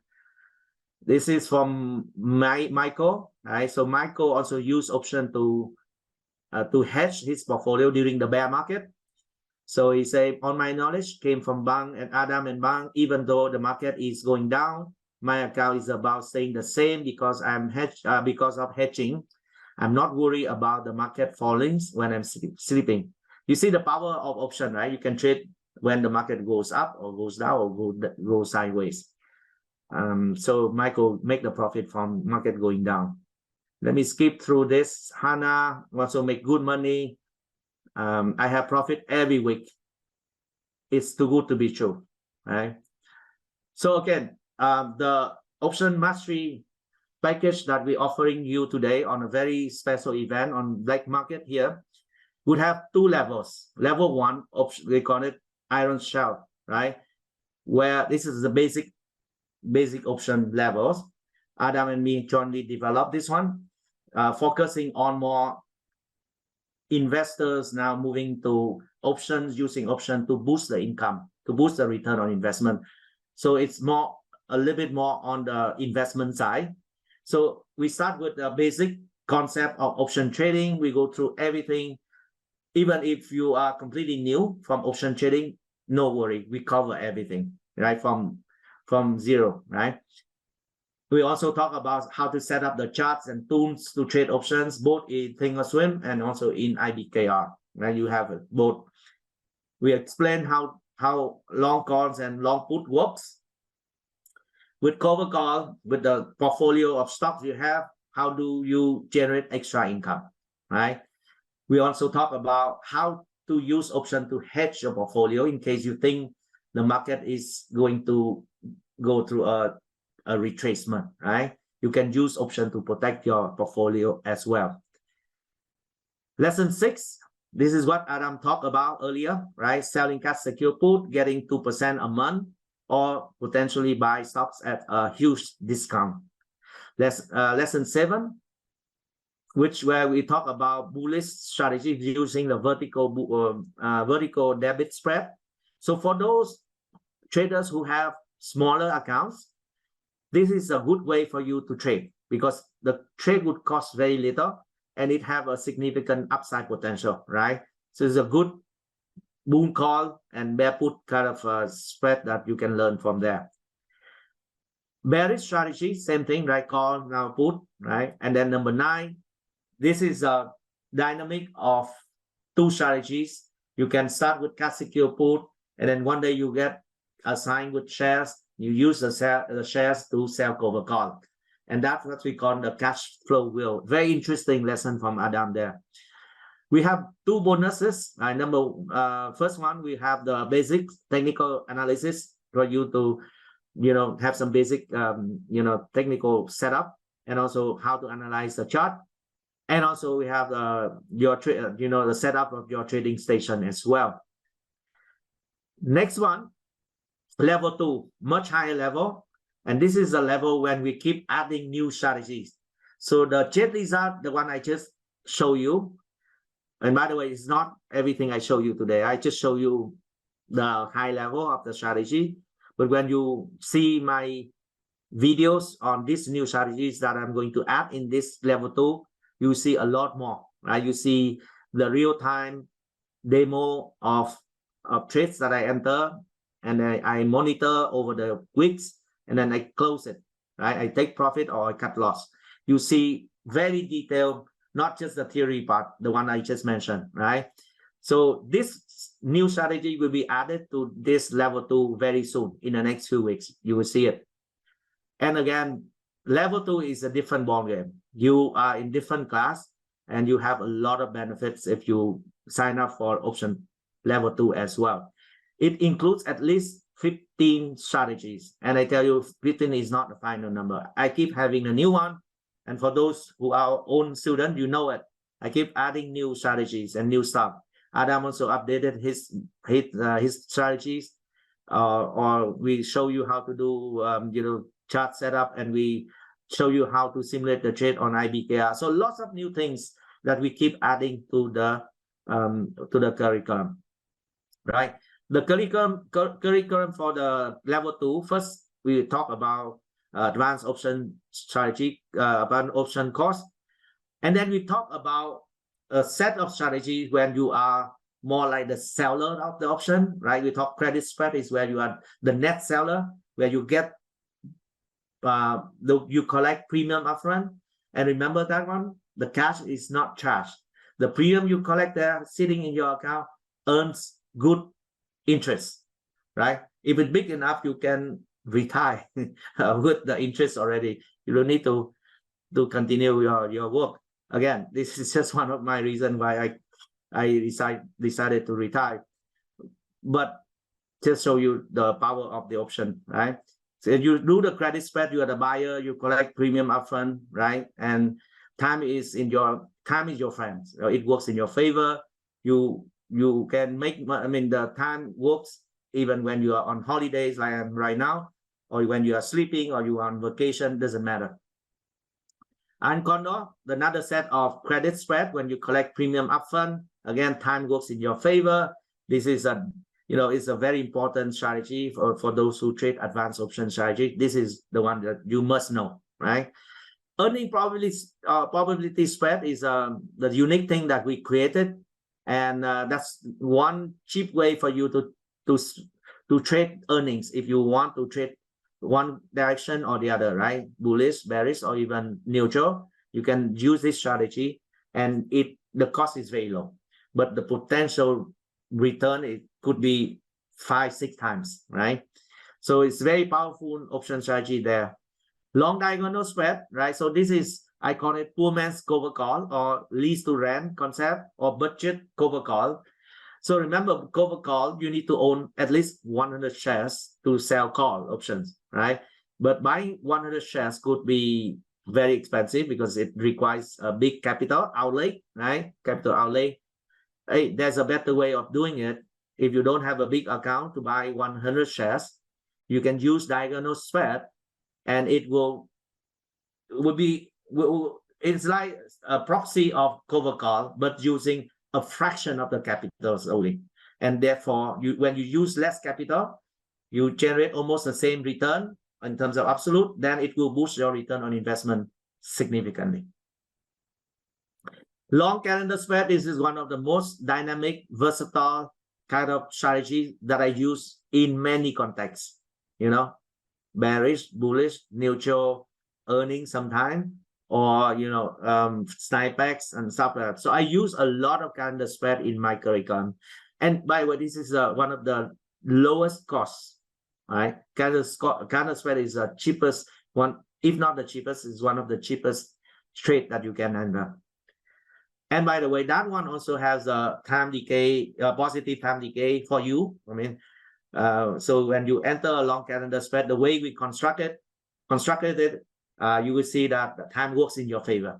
Again, always the level 2 is all about, selling options, or at least you have the positive theta, which is a time decay, works in the trade favor.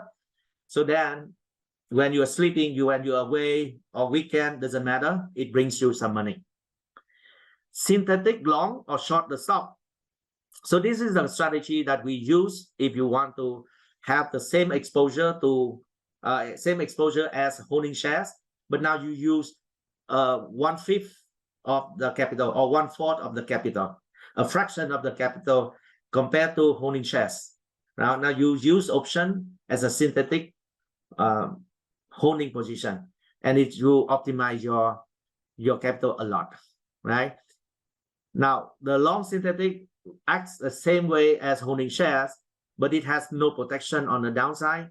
That's where the bull market comes in. The bull market comes with a protection on the downside, just in case the stock price drops significantly. And the best way of this one is because the trade now has predefined risk on the downside, the broker will block very little capital. And again, even better in terms of using your capital. Number 9, this is a strategy that I created in 2019 before COVID, and it have generated a lot of profit for me. And it is something that you cannot find elsewhere. It's unique, right? Unique from our curriculum here. And we realize that the strategy is one thing, but psychology and risk management is even more important.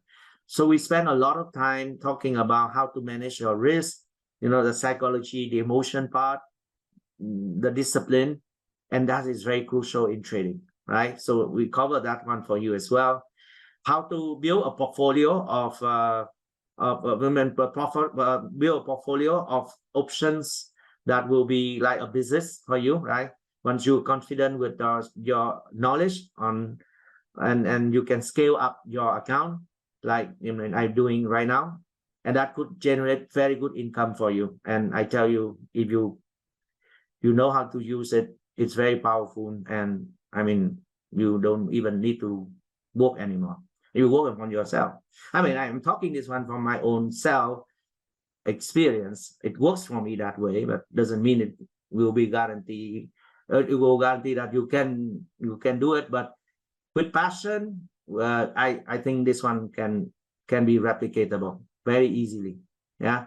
So, and we, important thing is Adam and me, we are there 24 hours, 7 days a week, 18 hours a day, except when we are sleeping.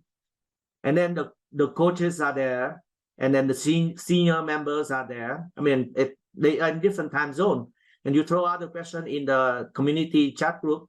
If we are not there, somebody will answer your questions. That's the beauty of the community, the ecosystem there. When I started learning properly on the options about 11 years ago, or 12 years ago, I did not have a community. It's like one-off kind of training in the classroom. And then when I attempted to reach out to my teacher, he replied me after a month. And even he called me one of his best students, right?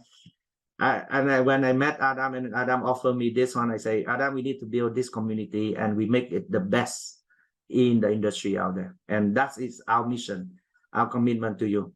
And you can see that we always do our best, right? And we want to be the best in the business, all right?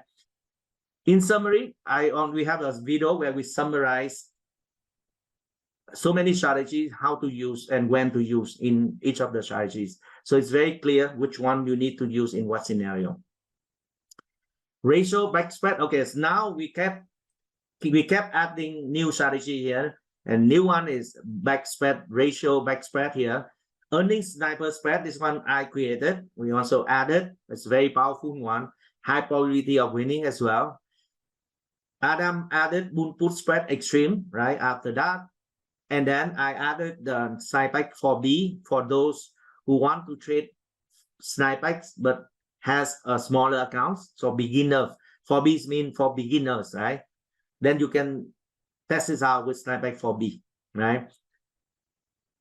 Some few more testimonials here from Hannah, stellar results using option trademarks SnipeX strategy. So those are the one that I introduced and our student got benefit from it.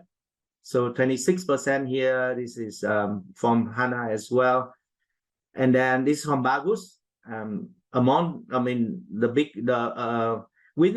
the profit, he listed out where it's coming from. And 56% of the profit comes from SnipeX, right? It's very powerful. David, I got 35% profit in my first full month of SnipeX. As you see, this is something we created, and it's very powerful. Continue with the curriculum. We keep adding more. So I added collar, another way of, protect your portfolio with zero cost. So that's the collar. Boombank collar strategy. So after I created the Boombank, which has a negative theta, so I say, okay, how can I make the trade positive theta? That means time works in my favor. So that's where I created the Boombank collar, which again, same concept, time works in my favor, right?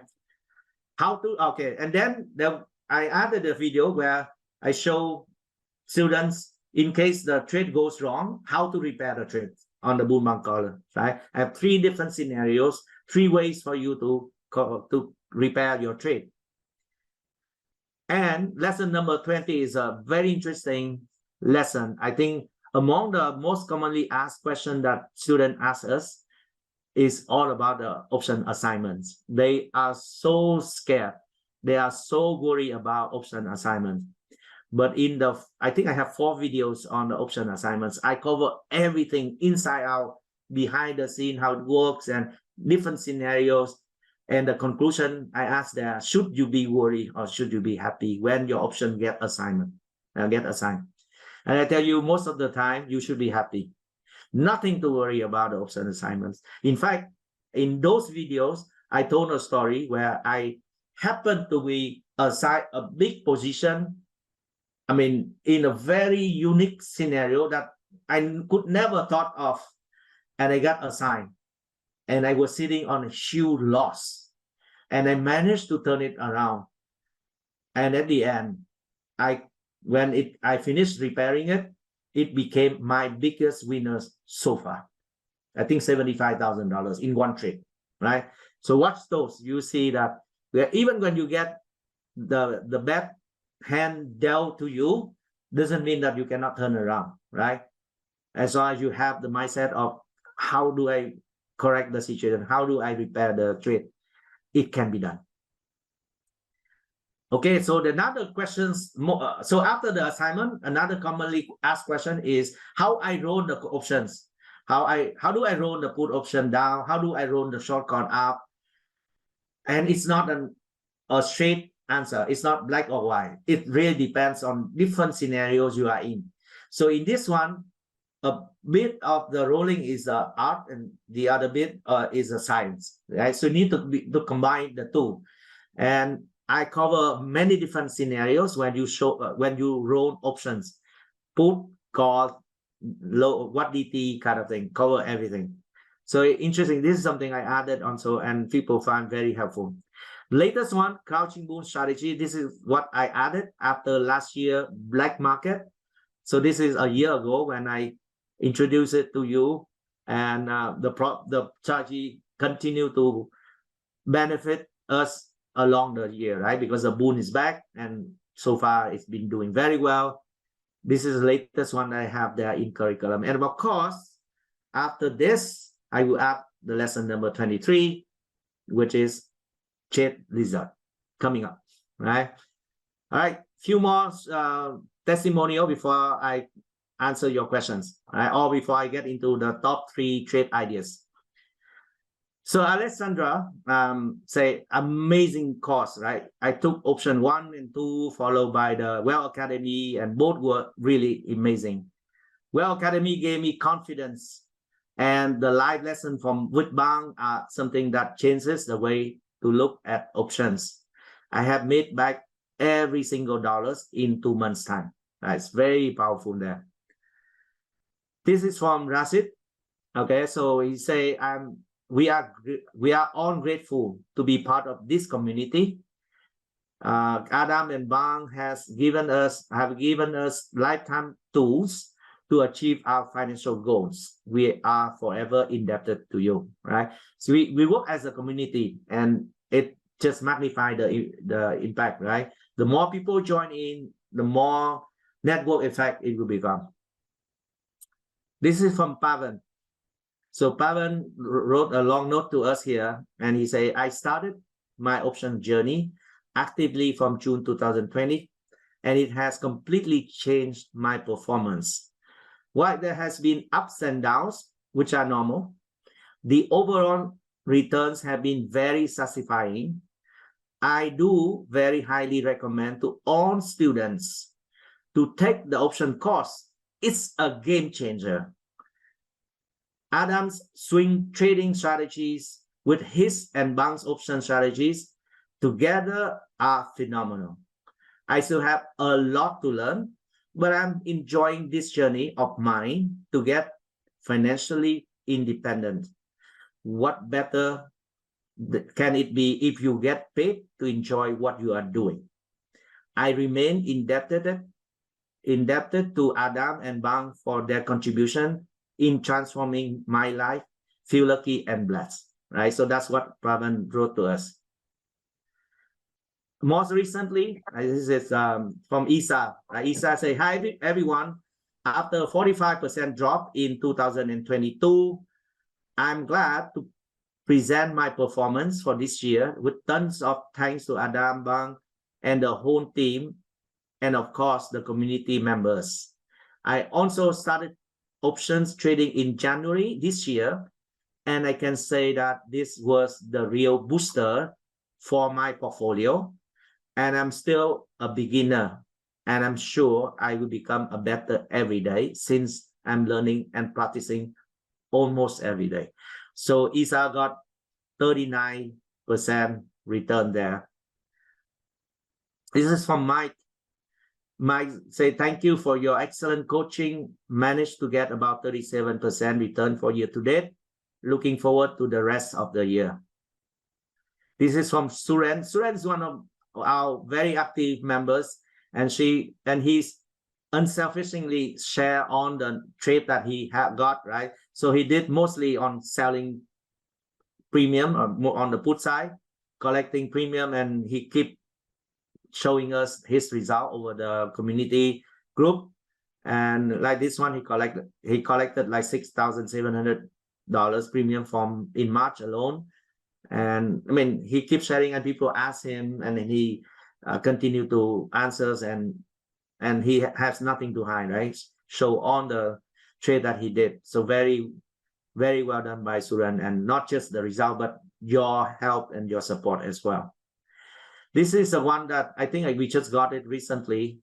Sian Song, okay, Sian Song say, by incorporating option trading into my strategy, I have not only recovered on my previous losses, including costs and subscription fees, but also achieve a decent profit. Now, he's talking about decent profit here.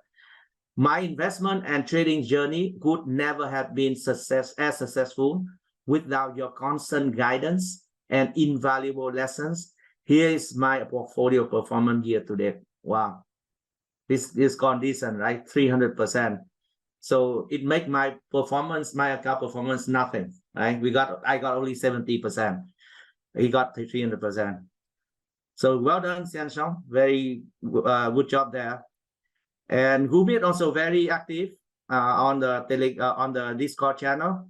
And he wrote this one, thank you, Bang. I completed the last videos from the October 4th, 2023. I believe this is a video that I conducted on that day for the live trade event, live trade event.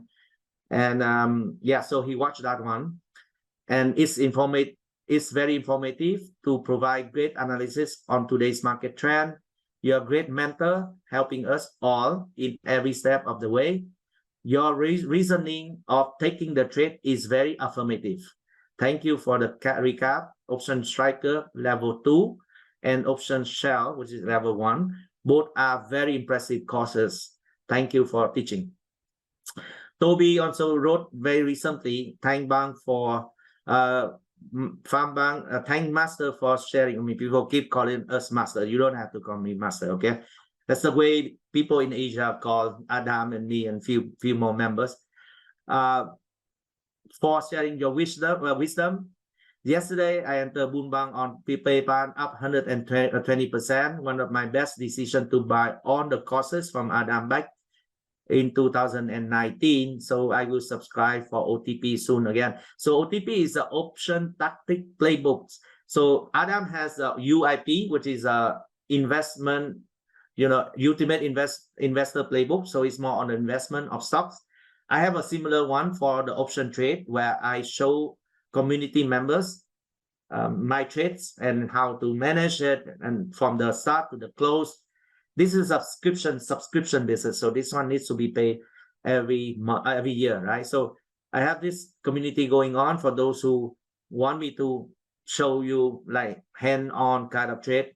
So this is a community that he refers to. The only thing I can give back something for you and your coaching community. That means he said he would resubscribe it, which is thank you, Toby. Right, so we are now in the biggest sell-off of the year. I mean, you will not be able to see this kinds of discount in our training courses, right? So once a year, we have this special event when we offer up to 75% on courses and playbooks, right? And now, not only you get the discount, you also get some bonuses. So bonus number 1, when you sign up for the option master package, mastery package, you get the trademark toolbox. Trademark trading tools. It includes trade trackers, the quick reference guide, the EPS result of summary sheet, blueprint, portfolio blueprint. So those are the ones that we included in the package, and it's worth $800 for that.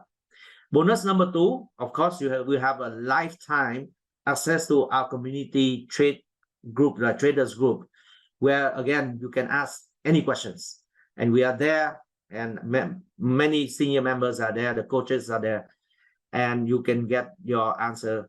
You don't have to wait a month like I did before, right? So almost instantly you get some answers already. That one alone is worth $1,200 a year. Now you get a free lifetime access to it if you sign up today. right? Now, here's what it's worth if you talk about all the contents we created, the effort we spent, the support we're going to give. It worth $8,000, 8,000 plus dollars, right? Including the bonuses and the thing that you see here. Now, normally we just offer to the public at about $6,000, right? Unpromotional price. But again, today is a very special day, right? We have this event just to hopefully offer the best possible price and value so that many people can join us and be part of the community and benefit from it. And you see so many members have benefited from signing up. Many of them say they wish they had known this one earlier so that they can get to know it. They don't have to waste so many months and years like going in circle, right? So this one is designed a way that we can hold hand yourself and then help you go through the journey and develop your own skill, right? So we're offering a 75% discount on this option mastery package, option trading mastery package. And the price is only $1,519. I leave this, the QR code here for you to scan or to assess and look on the details of the offer inside the website. So I will come back on this one later. Now, if you the one who sign up early, you have a fast action bonus as well, which is a limited time bonus. For those who sign up first, right? The bonus is you have the Jumpstart workshop. This is live. This is option live trading. Live trading Jumpstart workshop with Coach YY. And Adam have talked about Coach YY. He's very profitable trader and he's very skillful in terms of coaching people. I've seen so many testimonials that our students voluntarily wrote on the community channels that how they benefited from Coach YY, doing one-on-one coaching. Now, this one is not one-on-one, but this one is the the live workshop that he will conduct to get you jumpstart to the journey, right? And that's worth $300. Again, we come back to here, very special offer, lowest in the year. You will not see this price again, other than this black market. You have to wait for another year to probably get this one, and maybe, I don't know, price could go higher from here. Let's have a quick break, and when we return, I will do two things. I'll do two things. Number one, I will show you my current top 3 ideas, trading ideas using trade result, right? Trade result strategy, the one I just showed you earlier. And after that, I will answer the Q&A questions, right? So why don't we have 5 minutes break for me to get some water and bio break? All right, so now it's 2:40 in Dallas here in the morning, very early morning. So I come back in 5 minutes, so 2:45. All right, see you in 5 minutes.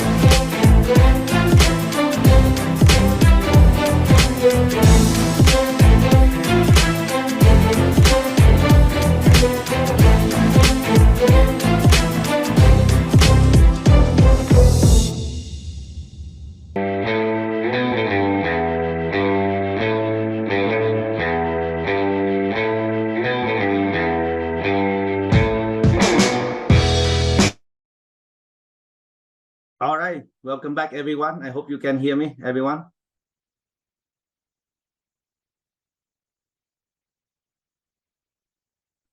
Everyone, can someone confirm that you can hear me? Okay, good. Thank you. All right, so I already see a long list of questions that's sent to me via the Google document here. Anyway, we'll talk that later, but I can expect that will be a long night for me today. All right, so let's start with the one that I promised. Let's take a look at the top 3 trading ideas using the Trade Wizard, and I will go back to the questions you asked here. Lots of good questions, by the way. The first one is Nike, right? So let me show you the trade if I construct it today. But again, you know, today is Sunday and the market is closed. So I cannot execute it now. But when we have the live trading, trade hunts, we will show you again how to do it. But I just show you using the current market data. I know it's closed. All right, so let's type in Nike. Fundamentally, how Nike is doing? Well, Nike is still recover quite a bit since the last trough here. And then you see that right now the stock price is at about 106, right? Let me make it different colors here. 106, right? And it's still below my conservative intrinsic value, right? My conservative intrinsic value of the stock is about 118. So even when the stock price has recovered, it's still undervalued. It's still undervalued. That is from the fundamentals analysis. Now, technically, from the technical standpoint, I believe the stock price has bottomed and now on the way of recovery, right? It's found the bottom here and then it bounced after the good earnings and then it continued to head higher. So it looks like, you know, it's forming higher highs and higher lows, right? Higher low. So it's good. I think from the technical standpoint, at least it has stopped declining. So it's the best thing about this. So fundamentally, this is a good candidate to trade because it's undervalued. Number 2, technically it is on the short-term uptrend, right? So it's good. And you don't need the stock price to go up a lot to make money. In this strategy, if the stock price goes nowhere, that's actually the better scenario, right? So even if it's like facing some resistance level at the 200 moving average here, and then it consolidates here, I think it's even better for the trade. And again, the trade is meant for a short-dated kind of trade, so in and out fast. So I'm not talking about 6 to 9 months or something. It less than typically about a month, right? Okay, so check, right? Check from the checklist. Fundamental, technical, fine. Now let's take a look at the option chain here on Thinkorswim. And I look at the DTE between 4 weeks to 6 weeks. 4 weeks is 28 days. 6 weeks is 42 days. So I can trade either 33 days or 40 days, right? Either of them is fine, right? So 40 days, of course, you get more premium, but then you have to wait a little longer to get the profit. So 30 days is about right. Let me check if I can get a good trade on 33 days. Yeah. So now I open up the 23 days to expiration here. And I look at the column called delta on the put and the column called delta here on the call, right? So on the put, I will look for 25-ish kind of put option, right? I don't have exact 25 delta put option here, but I have like 24 or 26. Okay, let's start with 26. If the trade is so good, then I will reduce it to 24 to be safer, which is the difference between 100 strike price or 99 strike price. Okay, let me start with this one to see how the trade will go. Yeah, the 26 delta. Now on the call, remember I need to sell 45 delta call or lower, which is higher strikes. So 45 is good here. And this is the long call that I will, short call that I will sell. Long call, question mark, because I don't know which one I will choose, because that one will depends on how much credit I get. So here's I construct the trade here for you. If I start with the 100 here, with the 100 strike price, I sell the put at 100. And 100 is quite a decent margin for error from the current stock price of 106, right? I have 6% downside protection here in case the stock price drops, right? That's one. Number two, hold the control key here, and I sell the 45 call option. Sell here. And then the third leg, I need to check whether I should sell 110 or 111. My hunch tell me that maybe 110, which is a $2 spread, will be good. So let me buy. This one I need to buy to cap the upside risk. So I will buy 110. Now, if I do that, then I collect more than necessary, right? The spread of the call is about $2. So the spread of the call is here between 108 and 110. So ideally, I could collect more than $2 in this way. In this trade, obviously more than $2. It's too good. So in that case, I would prefer to sell to buy a higher call to have a bigger spread and collecting something like $3. Let's see. If I change this one to 111, then I will collect $2.95.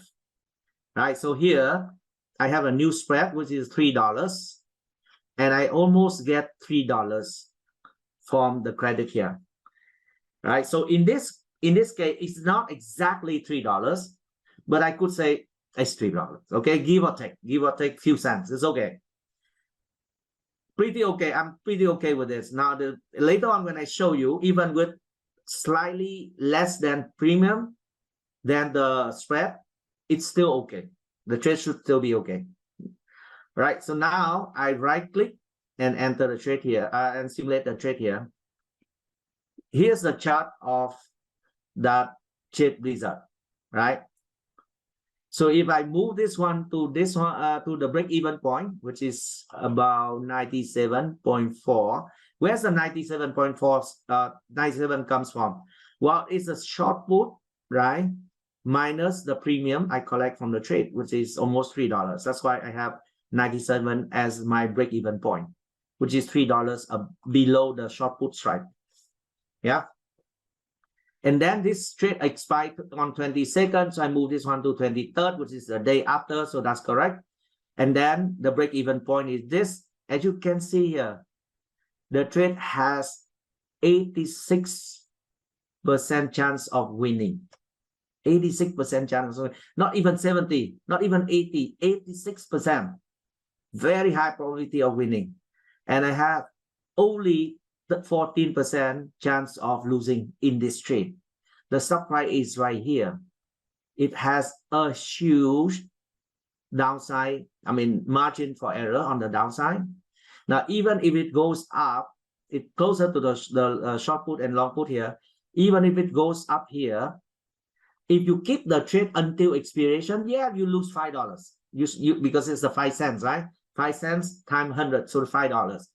But as I mentioned, when the stock price goes beyond this long put, you would make some money here. Don't keep the trade until expiration. Take the profit and run. You would still get something like $40 profit in this case. So then 5 cents shortage here is okay, because I will not keep the trade until the expiration.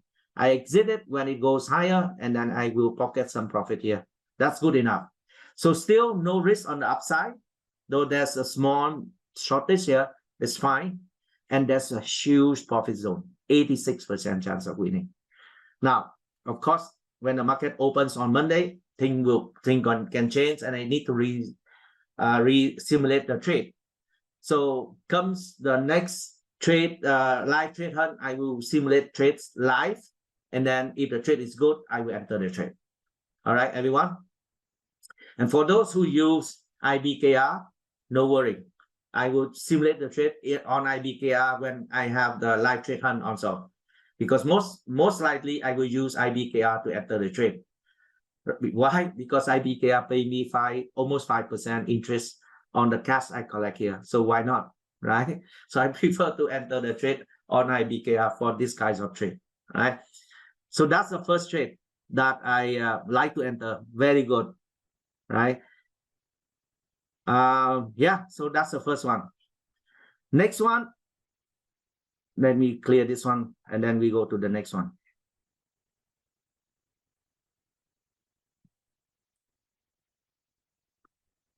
What is the next idea? Ta-da! Dollar General. I just borrowed the idea, or I just steal the idea from Adam, right? Earlier, he talked about he potentially sell a cash secure put on Dollar General, right? So that this is my intention to use that idea to show you that there's another way to trade the same stock, right? So either you do cash secure put or you can do trade lizard. And what is the difference between the two, right? So this one, I'm sure Adam, I don't know if he upset, but I use his idea here because I simulate the trade before this webinar and found that it's actually a good trade, right? So let me show you. And I know among the questions you send me, there's a questions about what's the difference between cash secure put and trade lizard. So I show you this, and later on I will compare the two, right? So Dollar General, DG, and by the way, Nike earnings is not in the near horizon, right? So it's good. Nothing to worry about earnings. Dollar General, on the other hand, it has some earning coming up. But again, in this strategy, you don't have to skip earnings. In fact, with earnings, you can get more premium for the put, and therefore you can sell a lower put. You don't need to sell a 25 delta put. You can sell like 20 delta put or something, right? So let me show you that one, DG. So let me use the same DTE, 33 days here, which is within 4 weeks to 6 weeks, right? Let's see if obviously this one will cross the earnings. So this one will have better premium. So if I just start with the 25 delta, there's no 25 here. I go with the lower delta because lower is safer, right? So I will start with 110.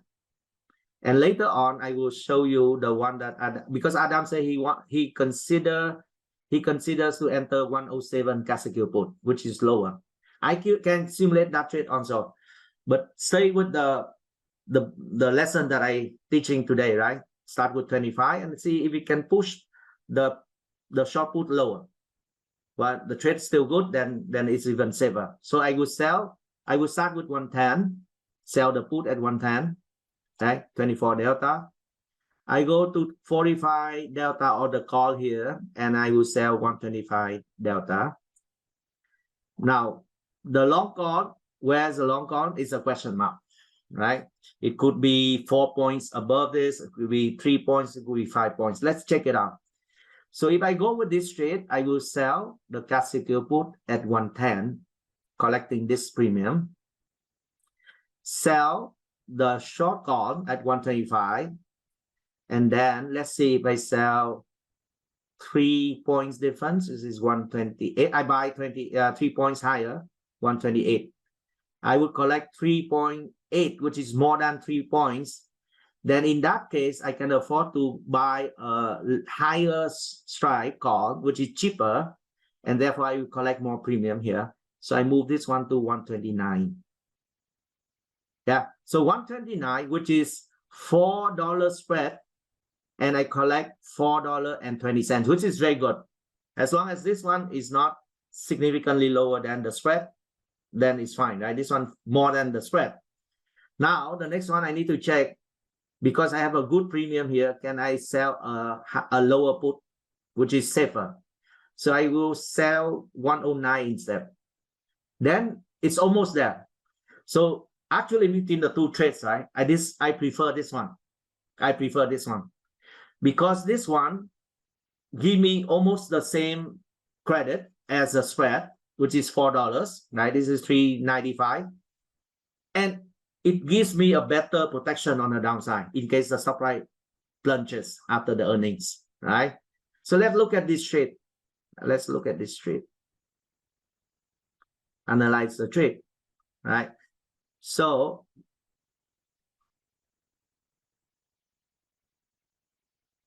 let me just break even. I put this one here. So the break even is now about 105. Yeah, 105, which is 109 minus 4, right? So that's 105. That's the break even point. Break even point is here. And I have 78% chance of winning, right? This trade, I have 78% chance of winning. Huge margin for error here. The stock price will need to drop from 121 down to on the way to 105 for the trade to go out of the profit zone. So 105, you check the chart, where's the 105? The price will need to drop to 105, which is around here, right? Quite a lot for the trade to lose money. Yeah. So in this case, I don't mind, right? If it drops that much, I mean, if you need to drop like 16 points, right? From 121, it need to drop to 105, which is 16 points. The Dollar General is a stock that I would like to own anyway, and it's undervalued, right? I think the current value is about 140 or 135 something, forgot. But below the intrinsic value, which is discount, undervalued. And it now dropped $16 more, even better, right? But again, that's from the investment perspective, but I will cut loss. I tell you, I will cut loss. I will cut loss when the stock price drops to the short put here, 109, right? If it drop to 109, that where I will lose about $300. So then the loss will be equal, I mean, less than the max gain. The max gain is $400. And the loss when I cut here will be $300. Now, that assumes if the stock price plunges right after I enter the trade. But if you simulate the trade over like 2 weeks, you mean this curve will rise. It will rise, so the loss will be actually less. Let me show you.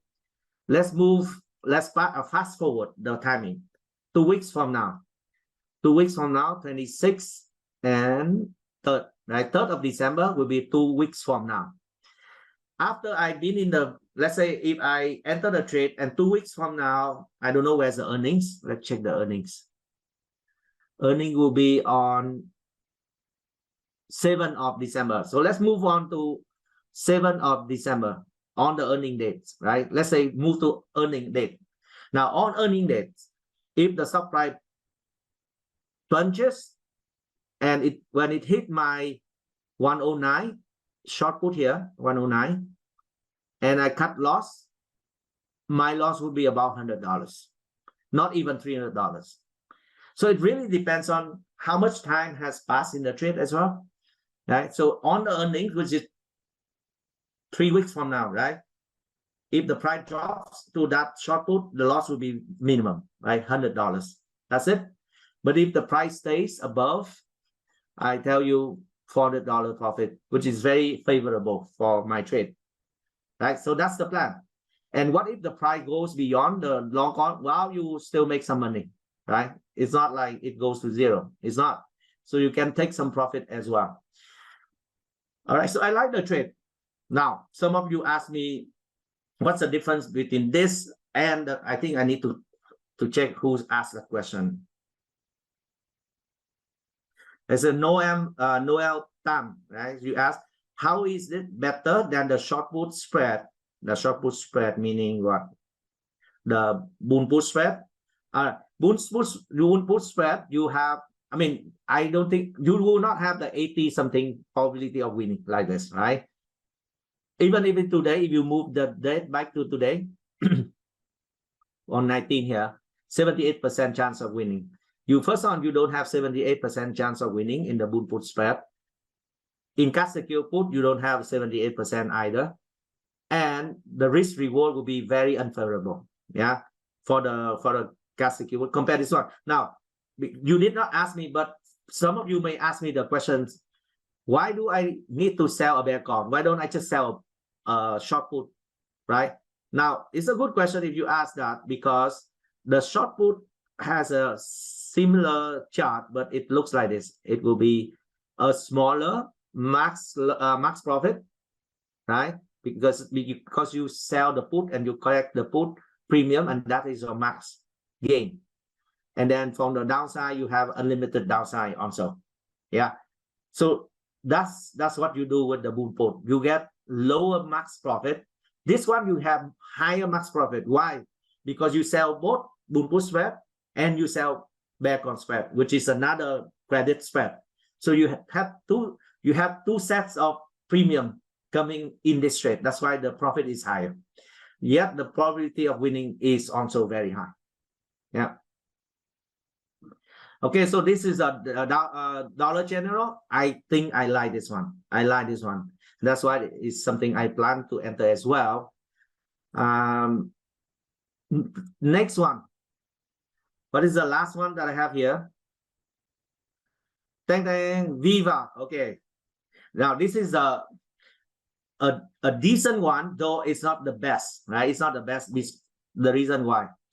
I like Viva from the fundamental standpoint. It's a very good fundamentally good stock. The only thing that I don't like much about this one is it doesn't have the weekly options. So I don't have much flexibility to choose like 33 DT or 49 or 39 DT. I don't have that. I have either this or that. So in this case, 26 days less than 4 weeks. 61 days is more than 6 weeks. So how do I do? Well, if I could get a good trade out of the 26 days, it's okay. It's okay.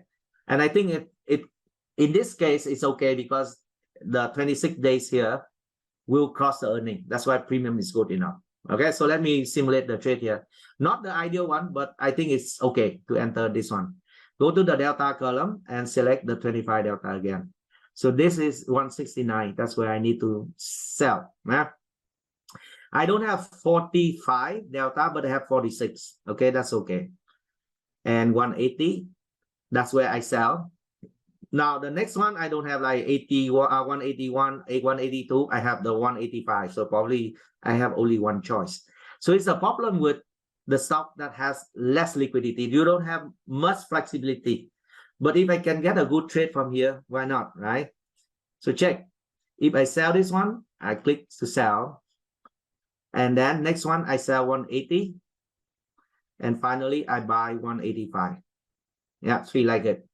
So in this case, looks like I get a good trade here because I have $5, $5.1 credit for the $5 spread, right? So I have no upside risk there.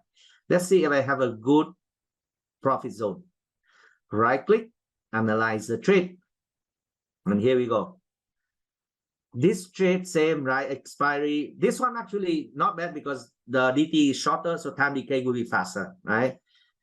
It will decay, it will expire on 15, so I put 16 here, and no risk on the upside. And the break-even point is here, which is 5 points below the 165. So therefore, this is 160 break-even point. If the stock price goes higher, again, I would make some profit here. I will take profit and run. If the price stays here after the earnings, I will take the profit. 510 is a max profit. And then after the earnings, where's the earning date? Again, earning date will be 6th of December. So I simulate the P&L on the earning date, 6th of December. Right. So on the 6th of December here, if the price after the earnings, right? If the price drops and hit my short put option, I exit here. Guess what? I get break even. See, I even get the break even in that scenario. Not bad, right? So, and it's just not the theory. I show you the fact. I did 250 plus trades, 87% of them are winning, right? Winning trade. Few of occasionally you will see that the gap down will be beyond this one, and they have to take loss, right? And remember, among the losing trade, I had some speculative trade as well, some speculative stocks as well. So now if I eliminate that one, I believe the win rate will be even higher. Yeah. So those are the 3 trades idea that I have using the trade wizard. Now I get into Q&A here because it's quite late here. It's already 3 a.m. in the morning here. Right. So let me quickly go through the Q&A. Right, Q&A here. Nathan, you ask question is quite advanced. This one you say Nathan asked question about what is the option skill and how to trade it, right? So option skill is the phenomenon when you see the premium on the put side and the premium on the call side is siloed. It's not equal, right? Now it's a little bit advanced. I don't want to confuse most of people here when they talk about the skill and stuff like that. Okay, maybe something, if there's good interest on it, I can do videos on it, and I don't want to get into it now. It's very advanced kind of concept. Ken Yin, you ask question, right? Why can we combine the bull put spread with the trade wizard? Meaning from the trade wizard, instead of selling classic put, now we sell a bull put spread. I think it's a very good idea, right? Because if you sell a bull put spread instead of a short put alone, the broker will block less buying power also. But of course, you need to buy an insurance for your downside. And that is a trade-off. Your net credit from the trade will be less. Yeah, your net credit will be less. But you could sleep well, right? Even when the stock price plunges, your risk will be capped, right?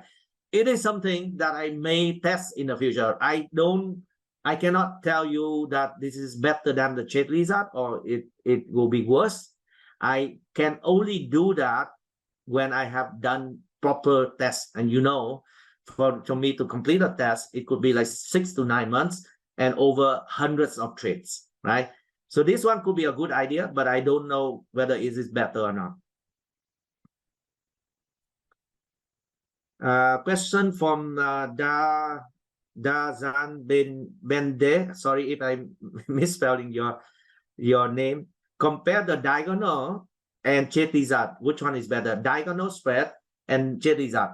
Obviously, trade wizard has a much wider profit zone. That's one. Number 2, trade wizard is very fast, in and out within 2 weeks, right? Diagonal is more investment concept. You hold it for 6 to 9 months, keep rolling. Cumulatively, you could have a bigger profit, but return on investment may not be, right? So trade wizard is more nimble. It's more dynamic, more nimble, fast trading kind of thing. We can do both, actually, both long-term investment and short-term trade. So I would see no issue with doing both. Richie Chang asked question, Iron Condor strategy can protect the downside. Will it be comparable to trade wizard? Now, yes, the Iron Condor has the limited risk on both sides, but it doesn't have a wide profit zone the way you see it in trade wizard. You can test it out. Normally, you have 50% or 55% probability of winning. You don't have like 70-80%. Yeah. So trade wizard will have much better profit zone and higher probability of winning. But again, it have the bigger risk on the downside. That's a trade-off.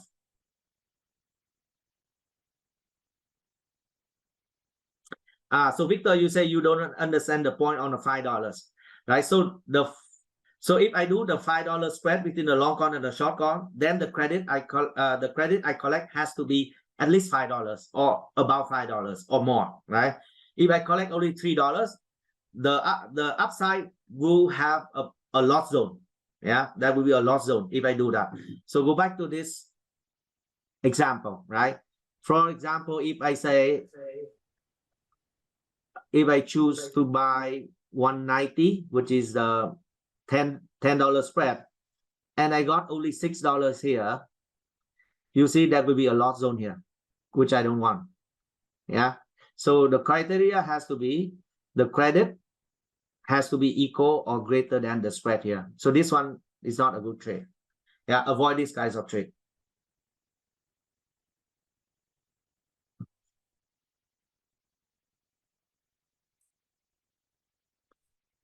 Okay, continue. YYXZ, I don't know what's the name, your name there. If supposed to sell at 220 to close, what if the 222, sorry, if supposed to sell at 220 to close, what if 220 was during the wave up and down? Will you close prematurely? Yeah, you could face that situation. So there will be a time when you say, okay, now I close the trade to cut loss, or I close the trade to take a small profit if it moves too much up. And then the price suddenly reverse. And then you feel like regrets, right? I mean, in this kind of trade, once you close it, move on, please. Don't regret. Don't beat yourself up when the price suddenly reverse, because what if it doesn't, right? You have to ask yourself, what if it doesn't? How do you know the price will reverse? You need to be disciplined. You have the game plan, you need to stick to it. You cannot, okay, say now, okay, now I think it will move the other way around. That will be a perfect setup for a disaster, I tell you. Just stick with the plan. So Rasak asked question, when to use cover sell call versus Cherizat. So when to use cover call and when to use Cherizat, right? First of all, cover call involves buying her shares. This one, Cherizat doesn't has any shares in it, right? Both trades will have downside, unlimited downside risk.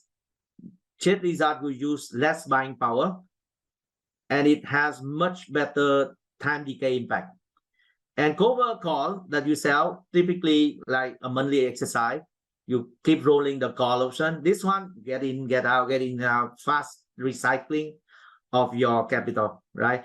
You can do both. I mean, in your portfolio, you can do both, and you will just need to check it out, doing both, and see which one have better performance. I prefer Cherizat because it uses less capital, and hence the return on investment will be better. Remember, cover call, typically you get 2% premium from the call. This one you have about 6+% a month, right? So much better return on investment there. How does Cherizat compare to crouching bull strategy then? Okay. Crouching bull, you have much better upside potential, right? So crouching bull, the higher the stock price goes, the more profit you will generate. Cherizat doesn't work like that. If it moves up so much, your profit actually declines. So obviously, in terms of bullishness, crouching bull will be more bullish. It benefits more from the stock price going higher. However, crouching bull has a smaller profit zone and less probability of winning. In the typical crouching bull, you would have about 55% probability of winning, and the break even is just a few points below the current stock price. Cherizat has a huge protection on the downside in terms of the margin for error. It needs to drop a lot to hit your break-even point or the short put strike. So in terms of downside risk, crouching bull has more risk than Cherizat. But the trade-off of Cherizat, it has almost zero profit on the upside if it goes up too much. Yeah, it's best if it stays stagnant in the middle. So Cherizat would be better.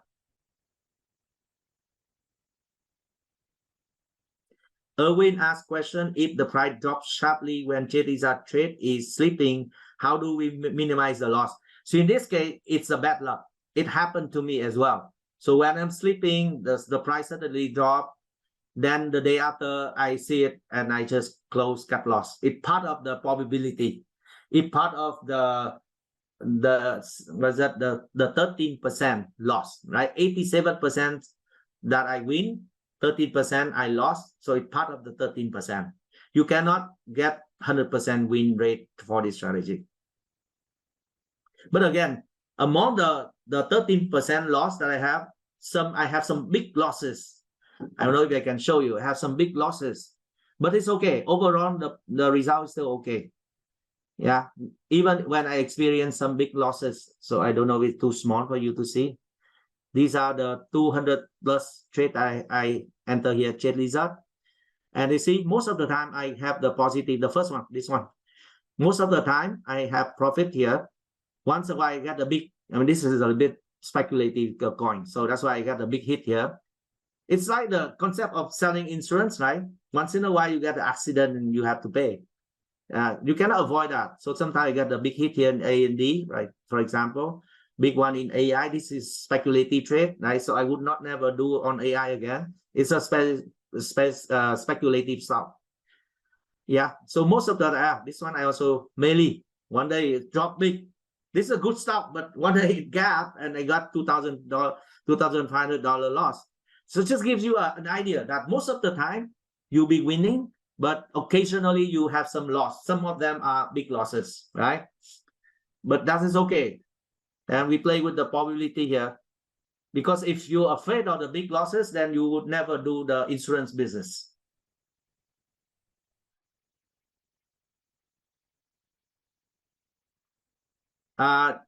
Okay, so Lin Chan asked, do you close the JLIZAP before earnings? If I enter the trade knowing that the DT will cross the earning, I will keep it. That's part of the game plan, right? But if I mistakenly forget about earnings and I realize it, I don't like it, then I close it. Because if I know it is earning coming and this one will cross the earning, I normally sell a lower delta put to be safer, right? So it gives me extra protection there. So I will hold it.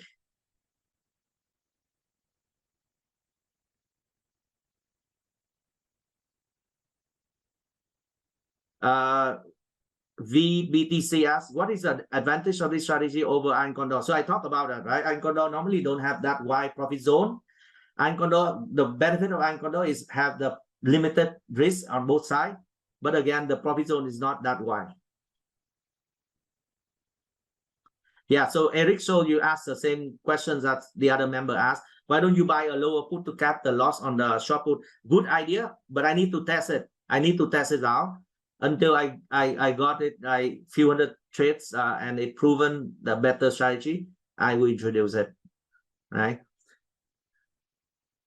Yeah, so good one, Jay, who asked question, can JLIZAP strategy be used on ETF like SPY or QQQ? Yes.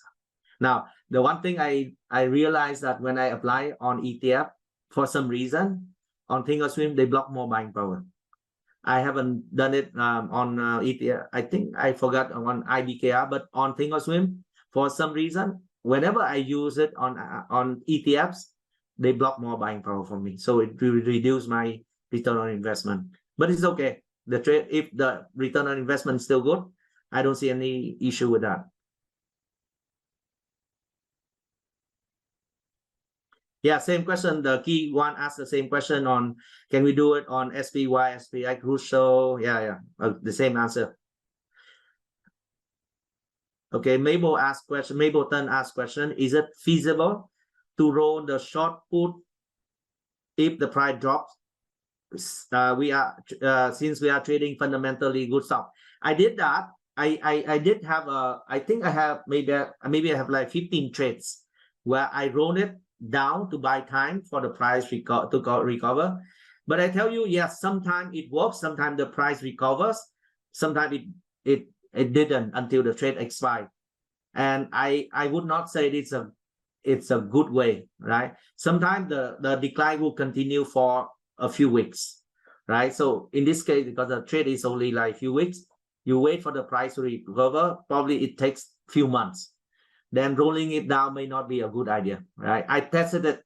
The result is mixed at best, So I come up with the conclusion that no, just cut loss and move on.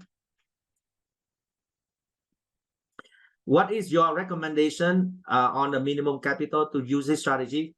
Typical one trade like this one, it will block me what? Depends on how many trades you want to enter, right? So let's check this one, Viva, for example.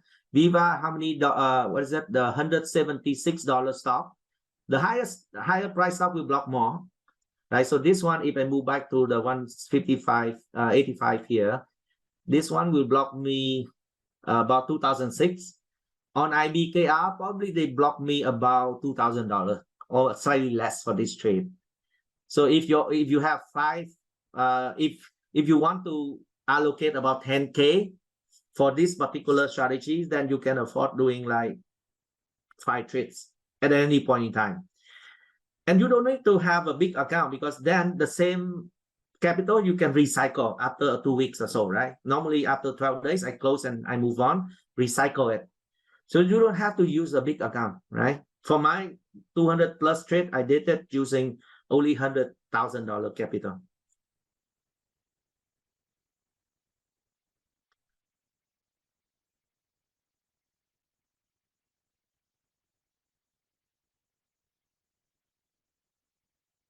Okay, this is, I think, this question from I think from Asanka, right? Asanka asked a question. I think maybe it's same question that Adam answered earlier. So the question is, Master Bang, thanks for the new and powerful Jade Lizard strategy. I have a questions on your long-term stock investment strategy, which you only use options, which is true. I only use options, no stocks. What is your advantage of Master Adam's strategies of buying and holding UIP stocks for long term and do option trades for supplemental incomes? Kindly share your thoughts. Here's my thought, right? I think it depends on the comfort level. I feel very comfortable using option as investments. If I need more time, I just keep rolling. For example, if I sell cash secure put, it means like for investment, right? If the stock price drops below my put, time's running out, I keep rolling it now and now. I think Adam's now also doing it. The other way is, why do I want to do cover call? I mean, buy shares when I can use diagonal spread for, I mean, using much lower capital for it, right? I cannot say for Adam, but the way I use options, I think it's a much better way for me to optimize my capital. Yeah, my combined 5 account is not even half of Adam's 1 account, but I can tell you the amount of the exposure that I trade. I mean, the total notional value could be more or less the same, right? That just tell you that in option trading, you use less capital, even if it's for investment purpose. Yeah. Of course, if you buy shares and hold for long term, as long as you buy good stock, that is a very safe and very easy way to invest. And you don't have to worry about it. You can sleep very well. You don't care. You just leave it there. Now, I experienced that with my risk portfolio. I told you in the panel discussion, my risk portfolio has not done well this year because everything went down. But I don't care. I don't care. That's the way you invest, right? If you invest using cash, because there are no option on risk in Singapore, no options. I only bought it using my cash. And I can tell you, even when the home risk sector is going through a retracement, deep retracement, and lowest in many years, I don't care. So that is a very easy way to, from the psychology and emotion standpoint, using your cash to invest, as long as you believe in the stock, you don't think it's going to bankrupt and some, nothing to worry about. Just leave it there. It could take 2 years, 5 years. Eventually, it will go higher. That's the easier way to invest. But if I have limited capital and I know how to use options to optimize my capital, I would say I prefer that way. Yeah, but it again requires a little bit more activities, rolling, managing, monitor your trade. For risk, I don't even look at it. I know it's going down. I just know it, but I don't even look into each of the position, how much they are losing, how much they are making. I don't care, right? And Adam probably the same thing. He doesn't care whether that stock is making money or losing money. He doesn't care. That's the way. When you invest by your cash, that's the easy way, right? Sleep very well. But options, the trade-off option is you need to monitor it. You need to check in. Even when I'm on vacation now, I still need to take a look at my positions, see if I need to take any actions against it. So you will just practice and you will see the pluses and the minuses of each. I would say both are fine, right? Depends on your lifestyle, whether you have time to monitor the trades or not. Option, you cannot just leave there and go for vacation like for a month. No, cannot do that because it has expiry date. All right. Kylie, we ask question, will you do this trade at the live? Of course, in the live trade hunt, it's all about this strategy, the strategies that I'm teaching, right? Like last time when I taught on the couching boom, and the live trade hunt was only on the couching boom. So in the upcoming live trade hunt, only on trade lizard. Yeah, so I will not enter other trade, only on trade lizard. But just tell you, trade lizard is one of some 20 strategies that we have in the option mastery package there. So I just show you one strategy that I'm doing, but there are plenty of others that we have there in the curriculum.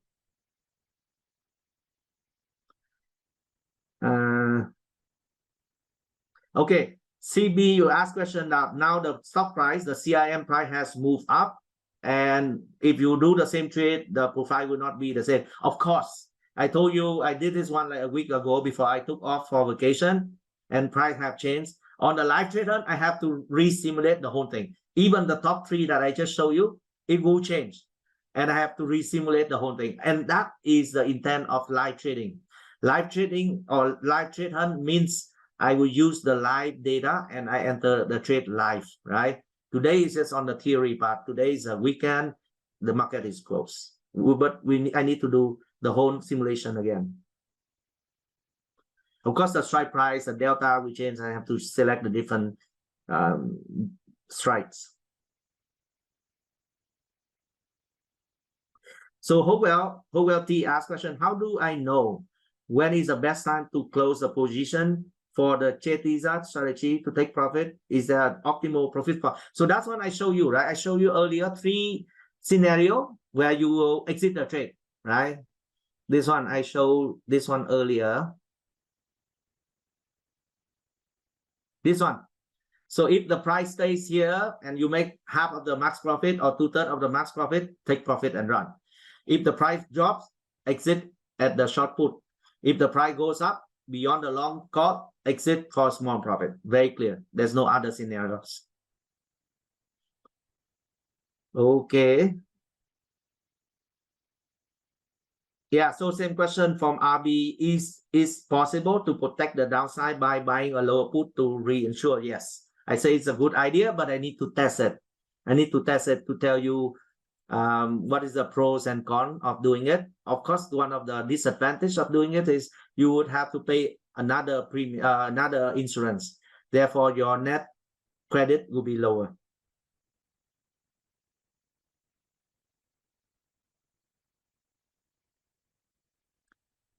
So this one from YY Tan asked question, would you need to roll in scenario for trade lizard, or would it be better to close the trade? So if you roll the whole trade, it is equivalent to close the existing one and opening the new one. So it's no rolling, it's just close. Yeah, there's no rolling from trade lizard here. But somebody asked me earlier, I could roll the short put to buy time for the price recover. I tested it. I say the result is not so great. It's kind of mixed, right? So I would not do it. Last questions here that I received. Bang, have you tried 65 delta on the call side and 15 delta on the put side? Yes, I did different scenario. I test a higher delta, not higher delta. No, don't. I said you say 65 delta. 65 delta mean in the money call. I think that is, I haven't tested that. I haven't tested it, but I don't think it's a good idea. The trade lizard, the big concept of the strategy itself mentions that you should sell out the money call, not in the money call. 65 delta call mean it's in the money. Yeah, I don't want it. I don't want to sell in the money. Of course, I get more premium, but you will need to sell another put, buy another put. You will test it out. You tell me if you test it out, it works better. Just please join us and share with us. But I don't think that is the good idea, right? All right. I think it's late. It's like 3:30 something in Dallas here. I just leave it up to you with the last two slides here. Again, this is a once in a year kind of special offer that we're having here. 75% discount, lowest in the year, and it provides tremendous value. And again, what we have there is not the end. I keep having new one. Adam also have new thing that he teach, and we always add into the curriculum, right? And there's no end date. As long as we are around, we can continue to support the community. And many students who got the benefit from it, and you saw the testimonial, right? I just urge you to take the advantage of this one, massive discount here, right? Option level 1, level 2, bonuses, and fast action bonus as well for as low as 1519, right? So it's best discount for the year. And I clearly think that, I mean, you should take it. And I wish that when I started out in the journey, I could have these kinds of ecosystem with community support at the great discount and the contents, so that I don't have to, spend and make some stupid mistake, which is very costly. So now this one, we already built in all the knowledge we have on the options with the intent to guide you through and develop the skill for yourself. And our final mission would be, we would have lots of members here who could make the money for yourself using your skill set. And hopefully you could retire earlier than me. Yeah, so that's my ultimate goal with this class. And hopefully I see many of you in the community. I think it's a bit late. I need to go some rest and preparing for some Sunday mass for myself. So I see you, hopefully many of you, in the next webinar, right? Thank you, and thanks for staying on with me for such a long time.